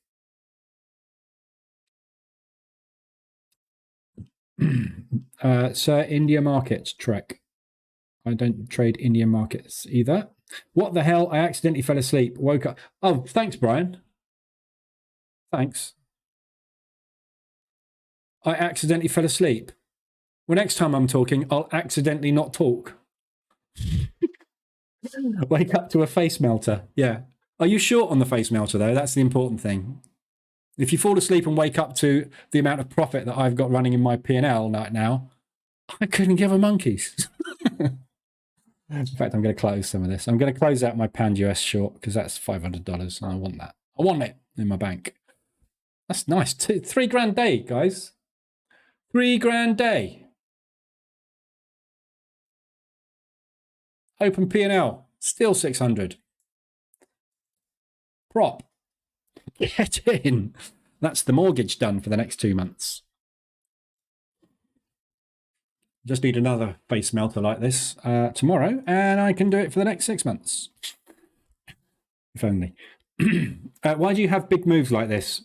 Basically, the market is scared. So when the market is scared, you've got a thing called a fear and greed index. This isn't why the market's moving, but I'm just going to show you the fear and greed index. So when we are scared of things going bad, we put our money into places which tend to be stable. And that tends to be things like the Swiss franc, the Japanese yen, and gold. Because gold is a solid thing that we will always want, and there's not a lot of it. So it's always going to hold its value well. When we are greedy, we tend to take high risks. So we start driving our money into exotic pairs and into stocks which we hope are going to go up, but they might not because we've got tons of cash and the market's moving very liquid. So at the moment, when we're in fear, we were extreme fear on Friday. We moved into fear. Now we're back in, when this comes out later today, this will say extreme fear again. And what happens in extreme fear scenarios is money drives into safe havens like the yen and the Swiss. So what you're seeing is basically everybody buying yen. So everything comes down against the yen because everybody's putting their money into the Japanese yen.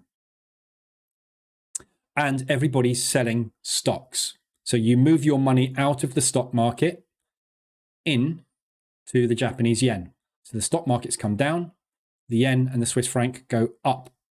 And often the US dollar. US dollar is the world currency. It's a safe haven as well. So you'll find that US dollar will get bought and the stock market will come down.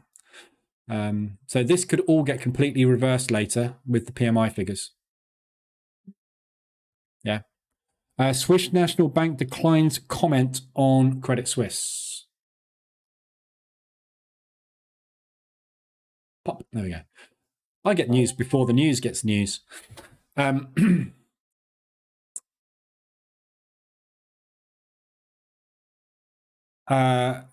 see 50% chance of half-point ECB rate hike Thursday. Yeah.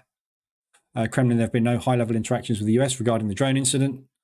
The relations with the United States are at all-time low and lamentable state. Russia does not oppose productive communication and will never do so. We didn't touch your plane. It's amazing how they can deny stuff Literally, they just stand up and point blank deny everything they do. And you go, you're lying. And they go, no, we're not. Prove it. You send them proof and they go, nope, that's not us. Doesn't matter. They just do whatever the hell they like, don't they? Which is why we're in such a mess at the minute. Anyway, US dollar Swiss, RSI. All your RSIs are going to go nuts later today as well. These will all be lit up like a Christmas tree when we come back this afternoon. ADRs obviously already are. But don't try and revert any of this. It's another one of those days you just got to sit there and wait. You're either on it or you're not. If you're not on it, if you try and get into this, if you take a reversal out here right now, there is a strong probability you'll just get run over. And if you keep trying to do that, you will get run over so many times that you'll just give up. And when you give up, it will pop. And then you'll double your leverage and it will drop again. So just admit the fact you aren't on it and move on. There's nothing you can do. Try and take it if you want to. There's, you know, it could well easily do this, couldn't it? V-shaped recoveries are very, very common. Yeah, we're looking at one at the moment, aren't we? On the Swissies. Look at the CAD pushing against the Swiss slip. Still, that's really good. But yeah, so just be very, very, very careful with these. VIX, don't trade the VIX.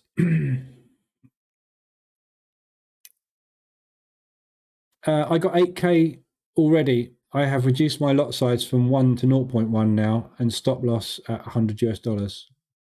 Just scalping it all. Yeah, it's good to scalp all of this. So, you know, when we're getting all these moves, if you want to scalp it, every pullback, assume that we're going to continue what we're doing until otherwise. So every propulsion gap we get, short it. Yeah. When you see a trend, yeah, look at something like the Aussie New Zealand.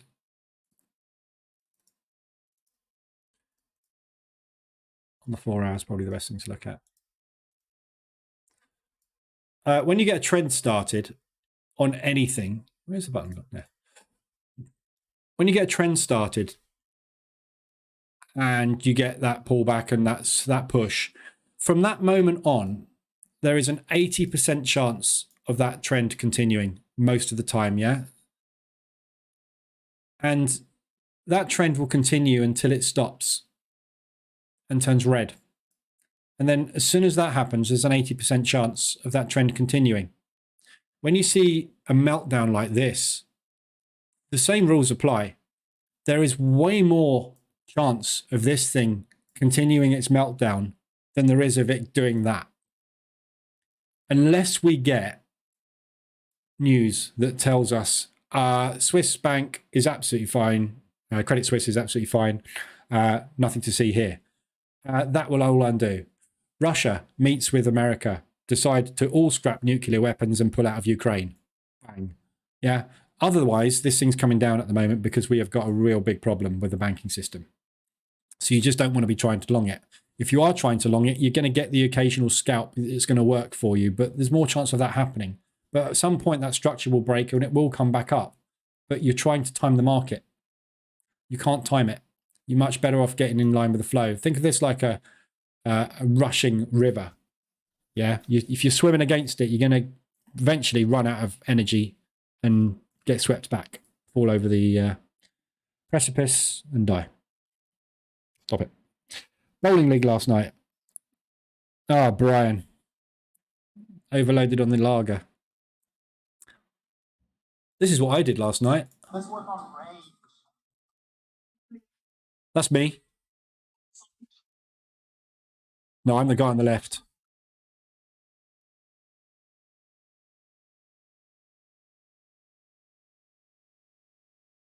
Anyway, that was me last night. While you were getting hammered, I was getting fit. My arms ache right hell this morning. WTI is tanking hard, is it?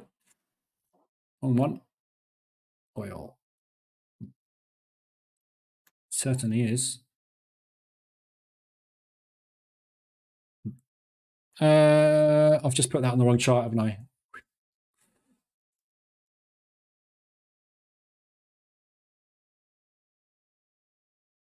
Okay, so we have breached that level. So this is the point of no return. This is either going to bounce from here on the mother of all longs. In fact, I'm going to do that right now. Oh, I haven't got any margin, have I?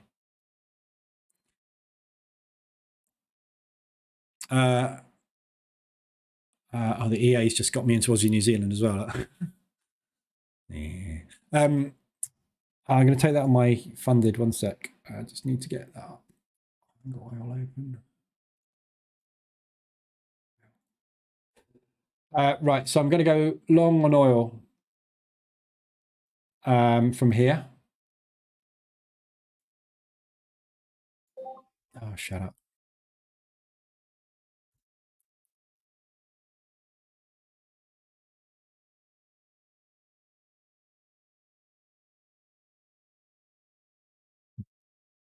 Okay, so what I'm planning on oil,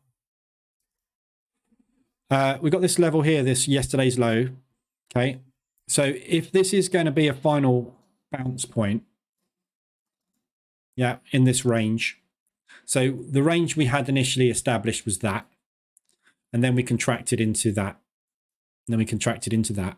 So we're in a contracting range. So if this is the low of the range, which we've just swept down there, and they're going to buy up this low, which is $70 a barrel. This is a big round number. This is a psychological level, $70 a barrel. That is cheap for gold. For gold. It'd be very cheap for gold. That's cheap for oil. Yeah, if you look at back, right, on recent times, going back to 2021, this is just before the Ukraine crisis. This is before the Ukraine war kicked off. This is cheap as chips, right? Demand for oil is high. China has come out of lockdown. We have more demand for oil. Supply is contracted, although it is building. So there is no reason why we shouldn't see higher oil prices from a fundamental basis. So looking at this level down here, thinking if this range is going to hold, this is it. So I'm going to take a stop loss trade on this. I'm not going to try and position trade this because if I'm wrong on it, it's going to collapse. It's going to fall out of bed. With what's going on at the moment, anything can happen, can't it? But the reward on this is absolutely huge because if this is the lower of the range and we're going to put in a lower high, we're at least coming up into here, aren't we? There or there somewhere. Yeah. So the entry on this for me is going to be the next reverse alert on 15-minute, which is there. So I'm buying straight into potential resistance there, which is at ADR. So I'm going to take that buy and I'm going to stop underneath this low. I'm going to give it a good quarter of an ADR, half an ADR, something like that. And then what's going to happen is either it's going to retest and we're going to get the move on and we're going to come all the way back up to these highs, or we're not. But that is a really good risk reward trade. US dollar CAD ADR. Jesus, this thing's going mental today. So yeah, so that's the trade. US dollar Swiss 125. So give it, what's the ADR on this? 29, 14. So if you give it 14 from where we get the reverse alert, which is going to be just about there, 14 pips below that is there. So that's, well, obviously it's roughly there. So that's roughly half an ADR, roughly quarter of an ADR. Plenty of room. So this is either going to do one or two things. Stop run this and go, or it's going to be a downward movement and then it's going to be a higher low. That. So well, those are the two scenarios. So if we're going to do the first one, where we put in a lower low and stop run this level. So this is a potential run. That's not a stop run. There's no stops here. But this is that sort of movement. I need to give it enough room so that I'm not going to get stopped out. Interest rate futures now pricing 50% chance of Bank of England not raising the rates in March. Holy crap. You're kidding me. You're telling me the Bank of England is not going to raise its interest rates when it has the highest inflation in the world?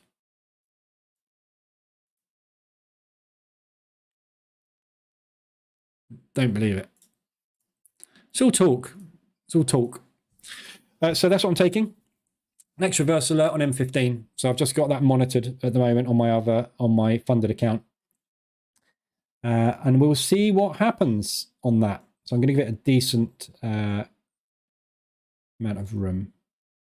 So my stop on there is going to be 69.23. 25 there. So I'm putting my stop there. It's roughly a quarter of an ADR-ish. 770. Yeah. That's my stop.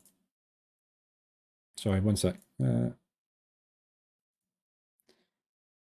And target on it.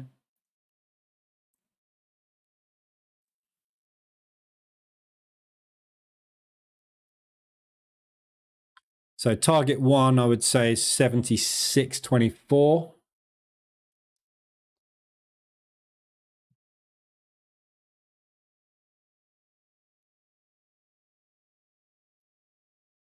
Uh, 76. So that is in that propulsion there. Not a very good one, but there, somewhere around there, 225 ADR to the upside. And the second target would be somewhere up there. Third target, obviously, this is a double bottom bounce. We're going to come and retest the highs of the range. Unlikely, I think, at the moment, but it's worth a shot. There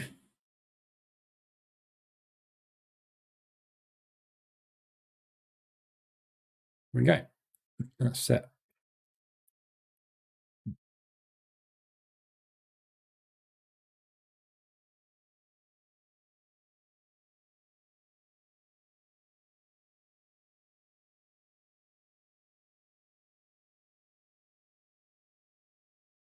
So I'm clicking lots of buttons. There we go. All right, I'm back. There you go. So that's all set up, ready to go. It's like stopping a 100-ton train with your 100-kilogram weight. Yeah, you're not going to do it. So don't get in front of it. It will come down. You know, it will pull back. You're going to get pullbacks, but it's you know, it's not something you really you can time. You know, it's like a news event. It's very, very difficult to get into these big news events. There we go. We've got a reverse alert on it. Yeah, 200 ADR. So it could well come back from here. It could come back into there. It could come back into there. We could see a V-shaped recovery, and this is just a complete panic buy. And then Credit Suisse turn around and go, "Oh, did we not tell you we had X reserves?" Oh, right, okay. You know, there's all sorts of things that can happen that can undo this move, just like that.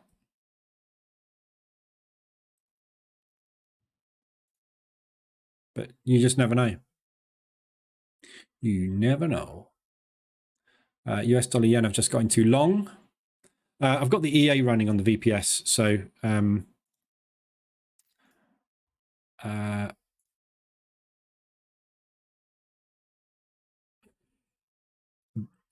kind of want to turn that off. I'll turn that off in a minute when it's struggling with stuff. Too much stuff on it. I love your YouTube channel, full of knowledge. Cool. Come back regularly. Subscribe, like, hit the like button. We've got 118 likes. That's awesome. Sorry, I've been lapse on my welcoming people. Alexandre, that was 2 hours ago. Are you still here? And Nick, cool, welcome. That was 20 minutes ago. I'm very, very, very, very lapse on I talking to people when they subscribe. I should be straight on it. I normally am. WTI, it just did on 1 minute time frame. Yeah, I don't trade 1 minute time frame. You're literally trading algorithmic chop. So 1 minute time frame is for crazy people. If you tell me you've got a strategy that works long term that you've been doing for 2 months and consistently made money with on 1 minute, I'm very interested, because I'd love to trade for a couple of minutes a day and be in and out, but I haven't found one yet.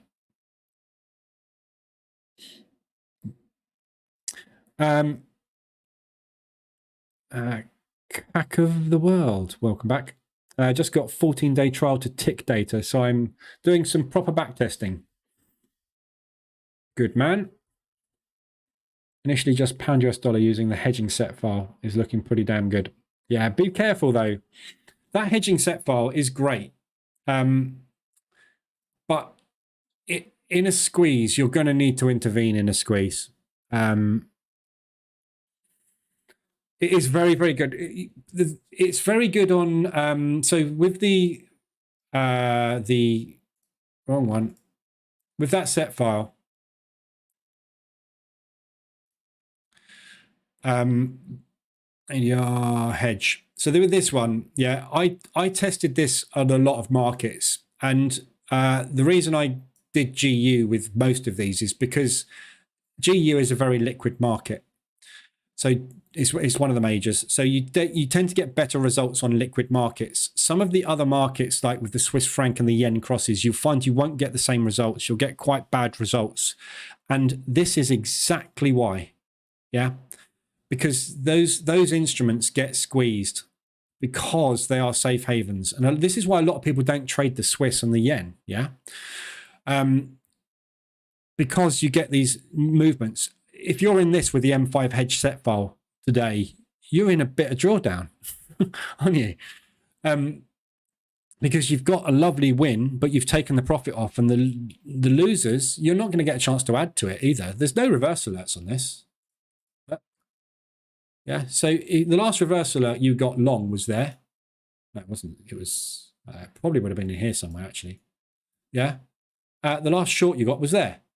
You would have got out the short. You're not getting into this until down here. So look at the distance. It's 125 ADR between positions on pound yen. But the pound US dollar, in fact, today it's actually going to be probably fairly similar. It's not as bad, nowhere near as bad. Pound US dollar is high liquid. So the majors, Euro US dollar, every US dollar cross, it's Euro US dollar, pound US dollar, CAD, US dollar CAD, Aussie US dollar, New Zealand US dollar. They are all great because they are massively liquid. Because they're liquid, they don't tend to have a lot of extreme ADR movement. The yen and the Swiss do. So if you're going to hedge, I would pick the majors. If you're going to use the majors, though, what you're going to do is over leverage, because if you're trading the majors, you're trading every US dollar, which means you're going to be 5 exposures on US dollar, which means if the US dollar has a squeeze in one direction for any reason, that's going to hurt. So just be very, very, very careful with that M5 set file.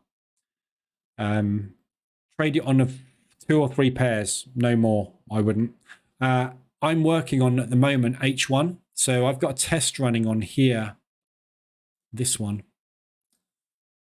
So this is running the H1 hedge at the moment. Yeah, doing very. Ignore these figures. These are this is old data. This is the results. So slow. So this is. Oh, I missed one. Oh no, not time based. Sorry. Right. So let me do them by time. Oh no, there is one. I missed one. I thought I closed them all out. So this is running the H1. Running the hedge set file on the hourly instead of the 5-minute. It's just banking very small amounts on a regular basis, consistently banking. There's no losses in there at all at the moment. It's been running for 3 days or so, I think. Yeah, so all this stuff I've closed out here as a loss was a previous test I was running on the M5. So this is the test started live on the H1. And the reason I'm doing the hedging on the hourly is because everything is so much slower and the swings are so much bigger. So my target is still tiny. My target is a quarter of an ADR, right? Or half an ADR, sorry, it's a quarter of an ADR. But running on the hourly, the drawdown is so much less. And the speed of getting into drawdown and getting into positions is so much slower. It ends up just banking. But you're never going to make a fortune with it. 15 to 20% a month is kind of what I would probably see as a max with it. But I'm just testing it on everything at the moment just to see what the exposure gets up to, what the drawdown gets up to. But what it's doing is it's doing drawdown control on a regular basis using the EA. And it's doing it on a 1.5 ADR spread. So we're giving the market time to move because we're trading the hourly charts. We can't get out of our positions too quick. So what this is doing is where's it gone? It's waiting. Let me just move it up so we can see the targets as well. Yeah. So sorry, it's half an ADR. So I'm coming out at half of an ADR, no monetary amount, just half an ADR, scaling in half an ADR apart, usual stuff. But what we're doing is we're doing drawdown control 1.5 ADR apart with a third of our positions. So the previous test I was doing on M5 with a third of a percent and 3/4 of an ADR was designed to tell me what the drawdown maxes would be so that I could translate those into what would happen on the hourly. I've got a little spreadsheet that does it for me. Or did. I accidentally deleted it. And I accidentally emptied my trash. I never empty my trash basket because I am crap at deleting stuff accidentally. And I never empty my recycle bin. And yesterday my machine went, your Windows drive's getting full. And I went, all right, I emptied my recycle bin. And then I suddenly went, oh, that spreadsheet was in there. So I've lost it. It doesn't matter. I don't need it anymore. But the analysis that I came out with was if you go 3 times your scaling, meaning that we only start drawdown control when we are 3 positions into a hedge, by then you're starting to come back. So it minimizes the losses. So I'm testing all of this on here just to see. And obviously, if this works, then I'll obviously put this set file up on the blog post. But it's banking really, really nicely, really regularly. But it's only banking $150 a go. You know, it's not half an ADR movement. Why is that not cancelling? There we go. It's a bit slow. But yeah, it's looking good so far. So, but it's only been running 3 days, sorry. So it's early days on this one. You can see it's just taking a hedge there. Look, so we're short because of that reversal alert. Why can't I switch the day pound US dollar? Oh, forget it. It's all locking up on me.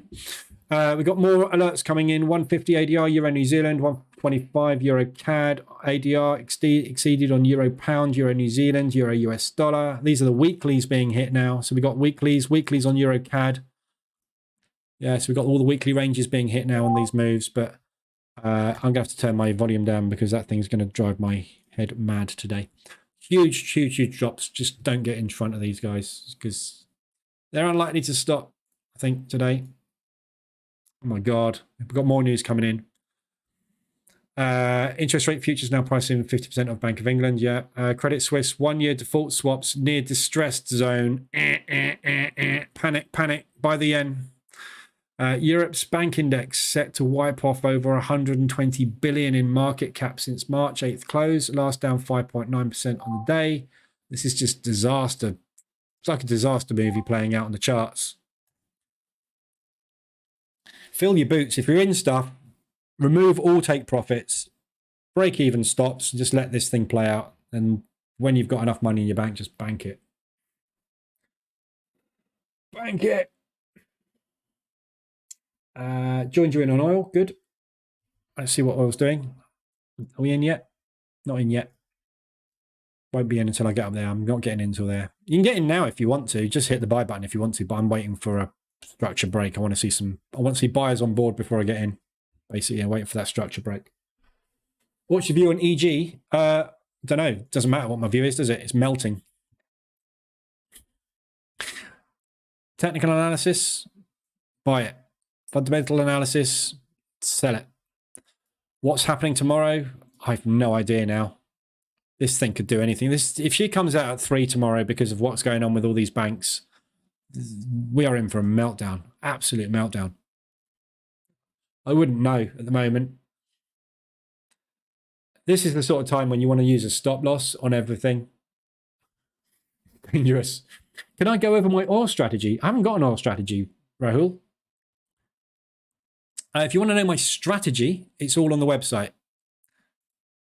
Yeah, my position trading strategy is all on here. And that applies to every instrument. This is more of a methodology of trading. It applies to every instrument you can trade. So my strategy on oil is the same as it is on everything else. Yeah, wait for market conditions to become extended. Yeah, on a higher time frame, 4 hour in this case. Drop down to the lower time frame. When you get a break in structure, market reversal alert, go long. Same strategy everywhere, but all revolving around. Look at these ADRs and AWRs going off on this Swiss franc now. But it all revolves around the same stuff: support and resistance. Yeah, levels. Look for levels where the market is going to react. Well, that one collapsed down, but yeah.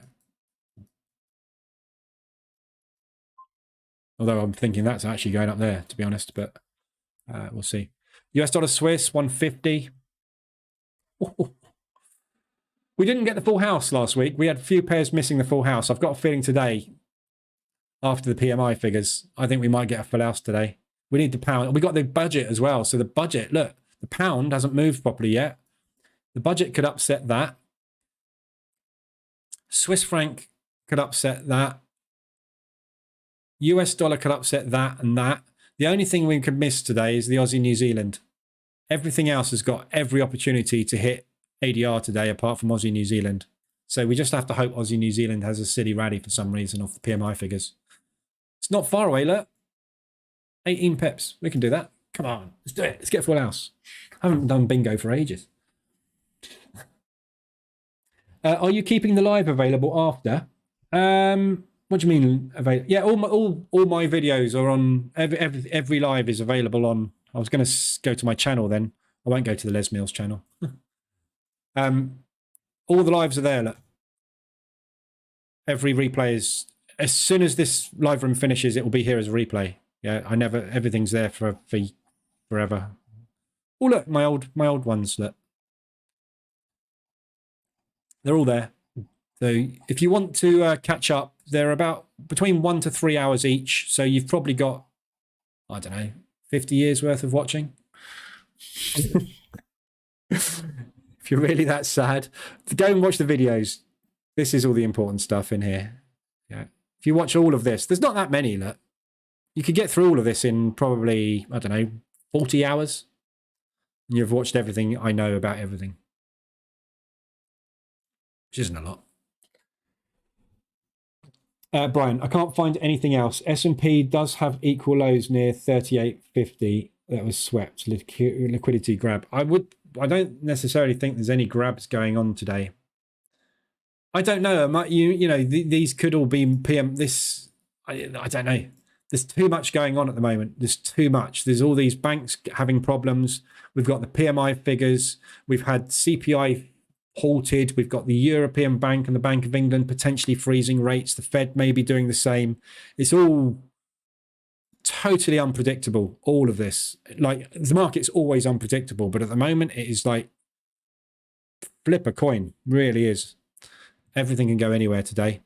The opening range breakout this afternoon on the NASDAQ could be an absolute screamer. Depends what happens with PMI. If PMI is fairly neutral and we just get a bit of a whipsaw, this afternoon they could fly in either direction, couldn't they? But remember last time we looked at this after we had the move on Monday. We can look at it actually. So after, where are we? Wednesday, Tuesday, Monday. So after the big move on Monday, we had the New York flu. That was the start of the sell-off thing, wasn't it? And then the New York session went mental the following day. So we've had this big move.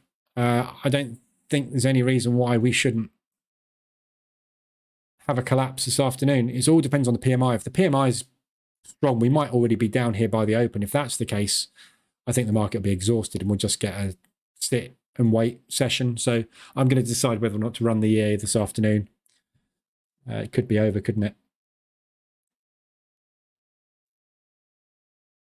3,335 banked, 5,700 open.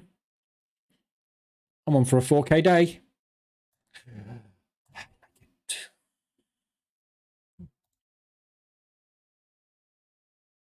Right. I might have to call it a day because it's 11:30 and I'm back on at 1:20. So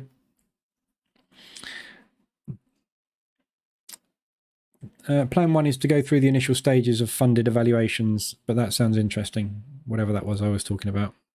What's my view on EG? I don't know. You're good at asking questions twice, Afisi, aren't you? I do go through all the questions. It's just I'm always in delayed mode. I'm behind everything because I'm talking. So yeah, hit the like button before you go. We got 125 likes, which is pretty cool. Didn't make it to 150 watches today, unfortunately, but that's close. We got to close again. US dollar CAD, I don't know. US dollar CAD, there's no analysis on anything at the moment. Market's in nut mode. So US dollar CAD, depends what the PMI figures are. You're either going to get a or you're going to get a fly in one direction or the other, depending on whether they're a big hit or miss. So 12:30, I shall be sitting here watching that, eating popcorn, hoping that he doesn't steal all of my money, but likely he will. We shut Braveheart down. Don't need him anymore, do we? Right, I will leave it there today. I'm going to buy US dollar CAD going to buy at 137,522.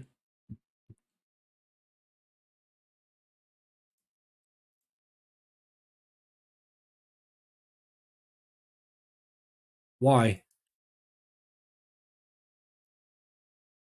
I mean, obviously it's got a 50-50 chance of working, but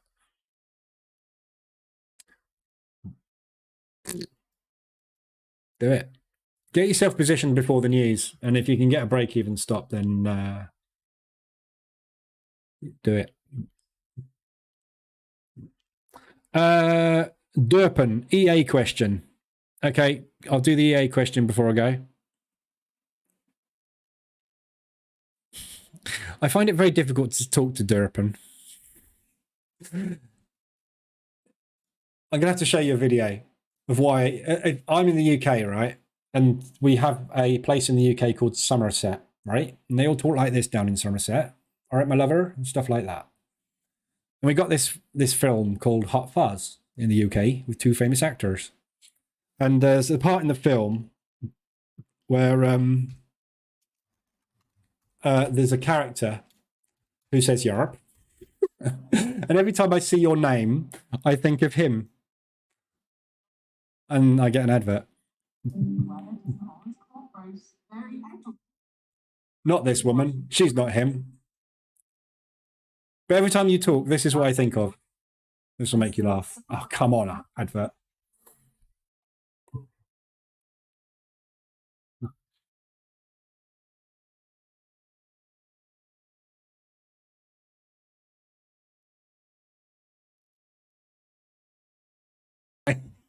That big bloke. That's what I'm thinking of now, Derp. When you talk. Sorry, I'm not picking on you. It just makes me laugh. It's a variation of Dortmund. Oh, right, okay. Not in the UK. No sound on Hot Fuzz video. Sorry, yeah, well, it had subtitles on. But it's NARP. Yarp. Is it possible to make changings in EA while running? For example, change the distance of entry of new positions. Yes, you can. However, whenever you change an EA, the market reversal alerts EA uses what's called global variables. So if you go to tools, or best thing to do is hit F3 on your keyboard. It'll bring up the global variables, right? So the market reversal alerts EA uses global variables to store various things to do with the EA. And the reason it uses global variables is in case your platform shuts down and restarts, all that sort of stuff. Yeah. So in here, you can see the magic numbers. So 12, that's 2, that's 14, that's 16, etc., 15 and 16. And it stores things in here. So when you change things in here, it will attempt to use your new settings. But what you may find is it may have to take another trade. And then the next time it takes a trade, it will have had the new settings in there. So it depends on what you change. It's a very complex EA, this, and it depends on what you change as to when it takes effect. But yes, vast majority of the time, if you want to change the distance between trades, for example, it will do that. Yeah, so you can do that. But try not to. Yeah, get the settings set up, leave it running, don't touch it. Ideally, just let the thing go and do its job. US dollar CAD's pushing. Whoever just got into US dollar CAD, you're in profit if you got in. Yarp. Narp. Hot Fuzz is brilliant. It's one of my favourite films. Simon Pegg. The follow-on from Shaun of the Dead. Hey, find single Ukrainian woman. No, thank you.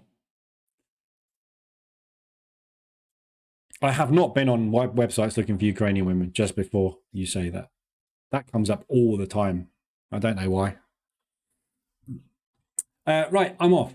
I'm going to go because I've got to get some lunch, walk the dog, and do stuff before US market open. So just be aware of 12:30, the budget for the UK. We've got the PPI and retail sales. Market will either flatline or go nuts at 12:30 if you can get any more nuts than we got at the minute. So just be aware of obviously all of that and get ready to take profit on stuff as and when. Best movies from Simon, yeah, definitely. Hot Fuzz, Shaun of the Dead, awesome. Very cool. Right, I will be back at 1:20 this afternoon for the New York session if you're about. If you're not about, I'll be back 7:50 tomorrow morning for Frankfurt again. Anything you need, I'll be in the Telegram group. You can always contact me via the website or via Telegram, mainly in Telegram. I don't check my emails very often, so if Telegram is your best bet. Other than that, I'll be back this afternoon. Hopefully we can get some more money out of this, and I will see you then. Have a good afternoon, or rest of your morning for the next 20 minutes. See you later.